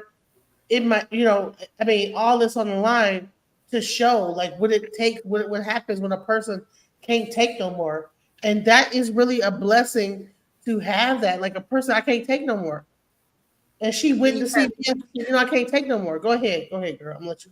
And the reason why, like, because like honestly, I accidentally went viral. I didn't plan to go viral. So like a lot of people are mad that I went viral. You guys are making her famous or anything. You guys gave me the platform to speak and encourage other people to speak. So I'm going to do that, you know? And it's like, I forgot what I was about to say. Never mind. No, you're talking about the viral and all the backlash from becoming viral. It's not like something you wanted. It's something that happened. And I'm Yes, giving and yes. I'm not doing anything that no regular sane person wouldn't have done. If you accidentally go viral, what's the first thing you're gonna try to do to change your life? You're gonna try to network. You're gonna try to get some money to better your situation, correct? No, nobody knows how they're, what they're gonna do when they go viral. I could be doing all type of crazy stuff. I could be out partying, going live, trying to get views because I'm out partying and stuff. Hell no, I'm trying to spread awareness to the stuff that honestly society all over the place refuses to acknowledge, that it's so easy to turn their back on. And a lot of people don't realize it's easy for a lot of people to become moms because it's easier to find a babysitter to go out and club and go get fucked because they know you're gonna be there. You're gonna be back in a couple hours versus, damn, she's going to work. I know I'm about to be here with these kids for 10, 12 hours depending on how long your shift is. So it's just people need to understand that this stuff does happen, not just in the Black community, but just in the community out period. Altogether, I needed to do better. I'm trying to do better, but we need to do better together. But I feel like, raising awareness to the effects that an absent father can do, not how detrimental it is just to the mom, but how detrimental it is to the child when the mom is forced to make a decision that's killed her on the inside. Hmm. But yeah, that's all I had to say. And that is the truth, right? And it's crazy that this is something a lot of women go through every single day, right? And thank goodness she is the one that's speaking out. But how many women sit home after they thought that they was in love? How many women sit home in that dark room crying and crying and crying and crying? You know, we're gonna be definitely doing more videos like this because we have we have to become a village, even if it's an online village or whatever. We have to have an Sisterhood, a outlet, sisterhood, a right? sisterhood. But I want to ask you, far as with your heart now, with the many heart attacks, where are you with that? So I've been referred to a heart specialist, so I'm waiting to, for that appointment. But since I've made my decision, I've been able to relieve just a little bit of stress. Like I still got some stress, but not regarding my house and stuff. But um I can say I have not felt a heart attack yet. I'm prolonging my life a little bit more. Yeah, that's that. I told you it has to come out, and if the stress doesn't come out, it attacks your organs. Yeah, so That's like why I'm a lot seeing of I'm seeing people, end up passing away like really early because of that. Some people just walk down the block and drop. I've seen it Right. because they have. That's why I said therapy. It will help relieve because you have somebody to speak to. It's an outlet, right? Even you speaking on TikTok, it's an outlet. The bad part about it is once you open yourself up, you also open yourself up to scrutiny. Also, but just keep going, because them the people who don't need help anyway. So you don't need. That's why even they be in the chat, I pay them no mind. They don't yeah, need the help, right? and The truly people who you I need to truly help. hmm I'm sorry, go ahead. I said, no, I was just saying the people who you need to help are the one you're helping. Don't worry about the scrutiny. But what you were saying, sister? Yeah, to add on to that, I done been through so much stuff to where for the most part I'm emotionally numb. So like the scrutiny, none of that stuff bothers me. Like I haven't seen anything online, that made me mad yet. Like, I've seen, I'm out and about, people are taking pictures of me carrying pizza or they're comparing my picture to you know, um Mermaid Man and Barnacle Boy and stuff like that. But like my humor, it's funny to me. So like I don't worry about that stuff because I don't already been through too much bullshit to where bullshit really ain't bothering me. But I'm focusing on the positivity, and I'm a rock with those who are rocking with me and following my journey. Oh, definitely, definitely, definitely. You have a family here. You definitely have a family here, and Just hopefully you keep coming on and give us an update on what you do. For sure. Please do. Please let us know what's going on. Also, I wanted to like show this. I'm not sure if this is the one, but I want to show you how even if you are like married and because I'm going to show this like little 4B movement thing, and what it's called, not the 4B, it's the because you said that you wanted to be a housewife, right? You said that you always dreamed of being this housewife and this, that, the other, blah blah blah blah blah. But I want to show you some of the things that have happened because what's happening is that we grow up, we have like these dreams of being this wife and having this husband, and then we're like the Yeah, mother. but I mean like a working housewife. I've always wanted to be a business owner, a model, and all that other stuff. But like a working housewife, I just want to be married. Right. Okay. Well, you know what? I don't need to show that because I'm going to No, show. she's going to, no, it's good to show her that. I know what she's going to show her because she has to see women are divesting now. They're investing in themselves. And the point of her doing what she's doing, she's investing in herself. I think that's a very important video to show. Okay. It'll give her, I want to start this video by saying that I'm not asking for money and I'm not asking for sympathy. What I'm asking for is if you are a young 14, 16, 21-year-old girl, listen up. I drove to the grocery store. I need to grab some milk and bread and a couple things, flipped open the bank app on my phone, and I've been sitting in my car crying ever since because I never have enough money.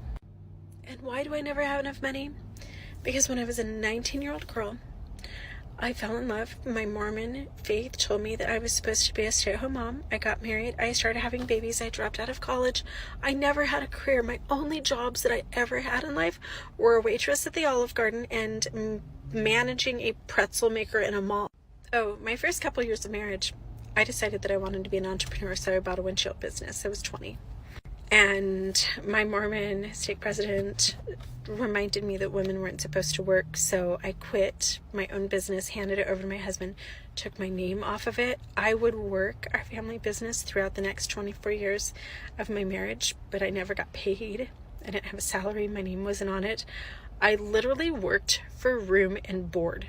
That's it. I would eventually also launch a custom home building company with my uncle as the architect and my friends as the builder, my designs, my realtor. But again, because my husband was the man, his name was on all of the projects, his name was on the business. I remember one of the last custom homes that I built, we sold it and made about a $260,000 profit.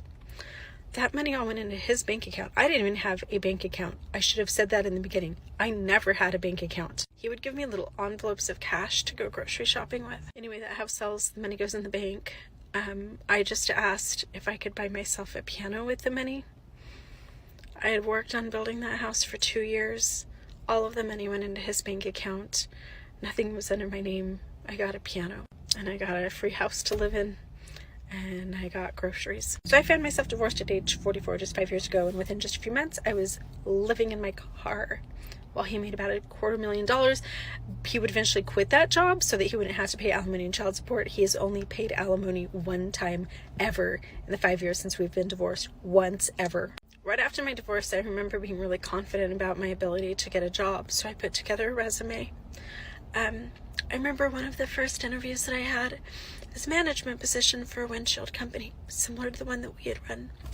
And the man actually laughing as he was interviewing me, like he was really sympathetic. He wasn't being a douchebag, but he was laughing. And he's like, so let me get this straight. You helped manage your family windshield business with your husband, but you were mostly a stay-at-home mom, and all you did was like the marketing and the hiring, firing, and some of the strategy for the business. But it became really apparent that I needed so many more skills to have any type of management job. I couldn't even like work the basic computers. He told me in the interview, please don't apply for any more jobs like this. You are not qualified at all. You're not capable of doing this unless you go back to school and get your degree or get some different experience. And so I ended up, my first job after my divorce was $11 an hour, 4 hours a day, working as an assistant to a school teacher in an elementary school. I made $44 a day. For 24 years, I lived in $1 million homes. I vacationed all over the world. I spent my summers in Hawaii. I could buy myself $500 jeans, diamond tennis bracelets. We had boats and RVs and whatever I wanted. And it never bothered me once that my financial security was dependent on that man being in love with me. I never realized that him liking me or not liking me or finding me sexy or attractive or interesting determined whether or not my children could eat, whether or not I could buy myself a fucking jug of milk and a loaf of bread. So I had my 5th surgery in 2 years, 2 weeks ago, and I'm supposed to be in bed resting, and I can't because I worked 7 days a week since my divorce 5 years ago, which is why I'm covered in paint and looking like crap. We actually have a 4-day weekend here in Tucson, and since my partner isn't working, he's working on furniture flip partner projects with me. I have no retirement. I have no savings, no education, no resume. I was almost a straight A student throughout all of my education. I went to college at age 17. I had dreams for my future. I'm working so hard to get myself out of just perpetual side hustle hell. There's not a day that goes by that I don't wonder why. Why I didn't have a fucking backup plan.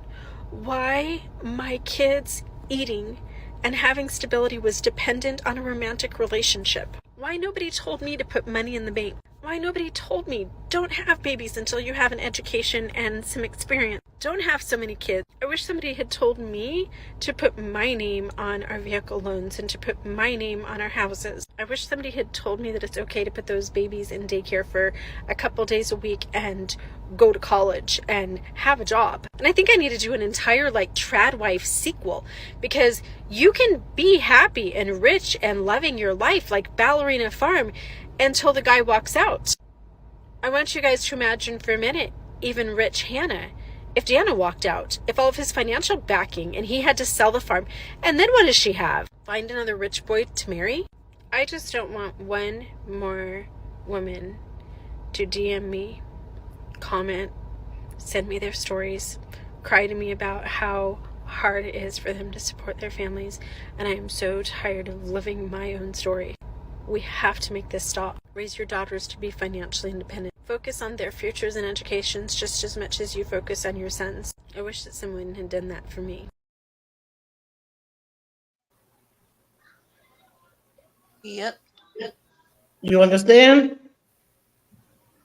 So Yeah, all that whole pie in the sky and this White House picket fence ideology that they try to shove into our face about having this whole is a lie. You know what I'm saying? Even that is flawed. You know what I'm saying? Exactly, and that's exactly why right now I'm just focused on myself and just like you said, investing in myself because it doesn't exist. Yeah, and a lot of women now are doing that. We have given over and beyond. We are the resources. We are the everything. They bring nothing to us. We bring everything to them. They bring us nothing. And we have to understand that. In Yeah, our and lives, just they after you bring figure it us out, once you nothing. never know. We are the resources. We are the everything. And now us women we have to stop giving that to these men. So a lot of women are they're divesting in men and invest in they mad, but they can stay mad, right? They can Mm. stay mad because a lot of us women where we are at is because of a man.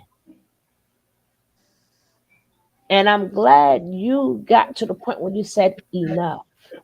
I have to get my life together because some parents, you know, they end up taking them and their kids out because of the pressure. So I applaud you that you loved your kids and yourself enough that you didn't even do that. Thank you. So you believe that men and women. It's that I think that we have to get rid of the illusions, we have to get rid of the poisons, we have to get rid of the lies, and one way to do that is expose it and dissect it. Another way, if we create a new life, a new value system and live it, Exactly. That's what I'm talking Exactly. about. That's it. That would probably be the That's best it. way, because then people could see it as a living thing and not as a theory. Because what we need to do is to reestablish a new value system. That's what black people need, a Right. value And how system. exactly? And how do we go about that? We go about it the way you go about daily work. First of all, you decide what you want. You establish your values and you start to live it. And the people in your community, you start talking to your neighbors. You get yourself together first. Exactly. Then you get your community together. We're in agreement. Then you get your neighborhood together. We're in agreement. Right. And then you can move on out. But in the beginning, you got to make sure you got yourself together. Right. Right. You know, you have to start right here. I think we ought to be sure we understand what she's saying. Now, this relates to what you said earlier about the black nation, right? Exactly. I'm not sure I understand what you mean by the black nation. I mean, black people's lives, being self-determining, defining yourself, naming yourself, and having political power. We're a nation already without political power and military power. We're a cultural nation without political and military power. You understand what I'm saying? And that's what it really boils down to. Yeah. And I actually really do like that video. Can y'all send that to me? I will. Sorry. And I would like to say, did we make you feel comfortable talking here with us? Yes, you did. And how was your experience here with us? So we tried to make it a safe space.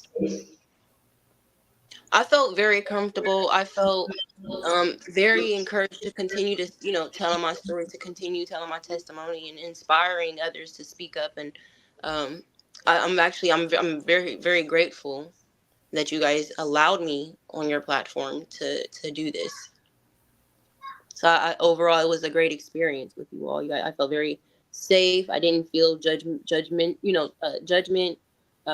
It was all good vibes, love, and peace, an abundant amount of it.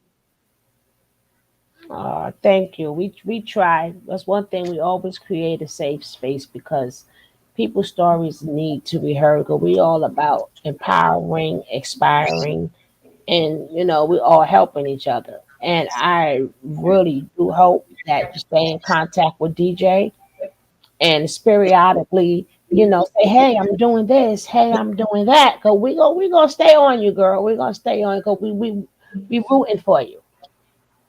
Thank you. And I'm hoping that these agencies, like, the welfare office and stuff, get a hold of these interviews, because they need to know that just, going in and changing people's stuff without no reason and really nothing behind it, the detrimental effects that stuff causes, because, they disrupt lives doing that. And that's not okay either. So these agencies have to do better as well. Ashe. And I really want to encourage the audience. Listen, her Cash App is Amora. Please support her. Please support. Yeah, get us some coffee or something. Please support. Please support. That since she's been doing this, she only got like $10. And let me tell you something. As a single mother with 5 kids, I just want you guys. Like, I'm not gonna probably get nothing out of this, but I'm just saying, like, it's about her. Yes. This young woman. I'm sorry. I do want to correct one thing. So it wasn't 10. Somebody donated $10 today to the cause, and whoever did that, I'm appreciate it. It don't have to be a lot. You don't have to. Sometimes I'm cool with the prayers as well. But if you can donate $1, $5, $10 to the cause, anything is appreciated. But I somebody donated $100 yesterday, and I got $10 today, and altogether 110. And somebody did an interview and paid me $150 for it. So it is a $250, $260 altogether. And all 2 weeks of my viralness, $260. And that helps out. That helps. You know what I'm saying? Especially when you are trying to like feed your kids, you're having a hard time on DoorDash. She's just trying to live day by day, right? Just day by day. So she has to eat every day. She needs toiletries, So I mean, because the kids are good right now, but we have to make sure she's good too, right? And food would be a part of it, and something to drink, and whatever, and the point of her sharing her story. So anything you guys could do would definitely help some way, somehow, some fashion. All right, Thank and you, this ladies. is her cash app right here. And just like break up some of the I just gotta break this up a little bit because you know what? It's been so serious. Let me go ahead. Let me do Because this. if you're down, you have to stand up. Because if you don't have boundaries, how will you stay in your lane? Because the best way to come out of something is to go straight through it.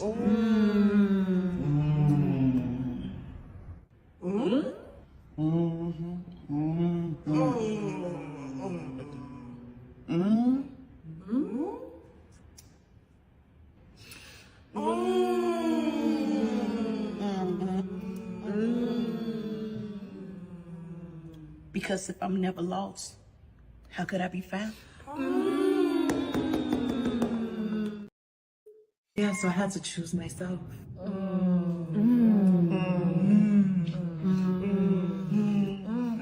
Because care of yourself is self-care.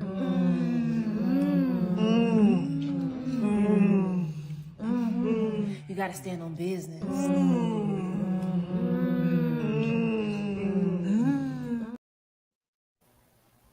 Wait, one last one. I'm sorry. I'm sorry. Thank you guys for having me. And that's why men are the problem.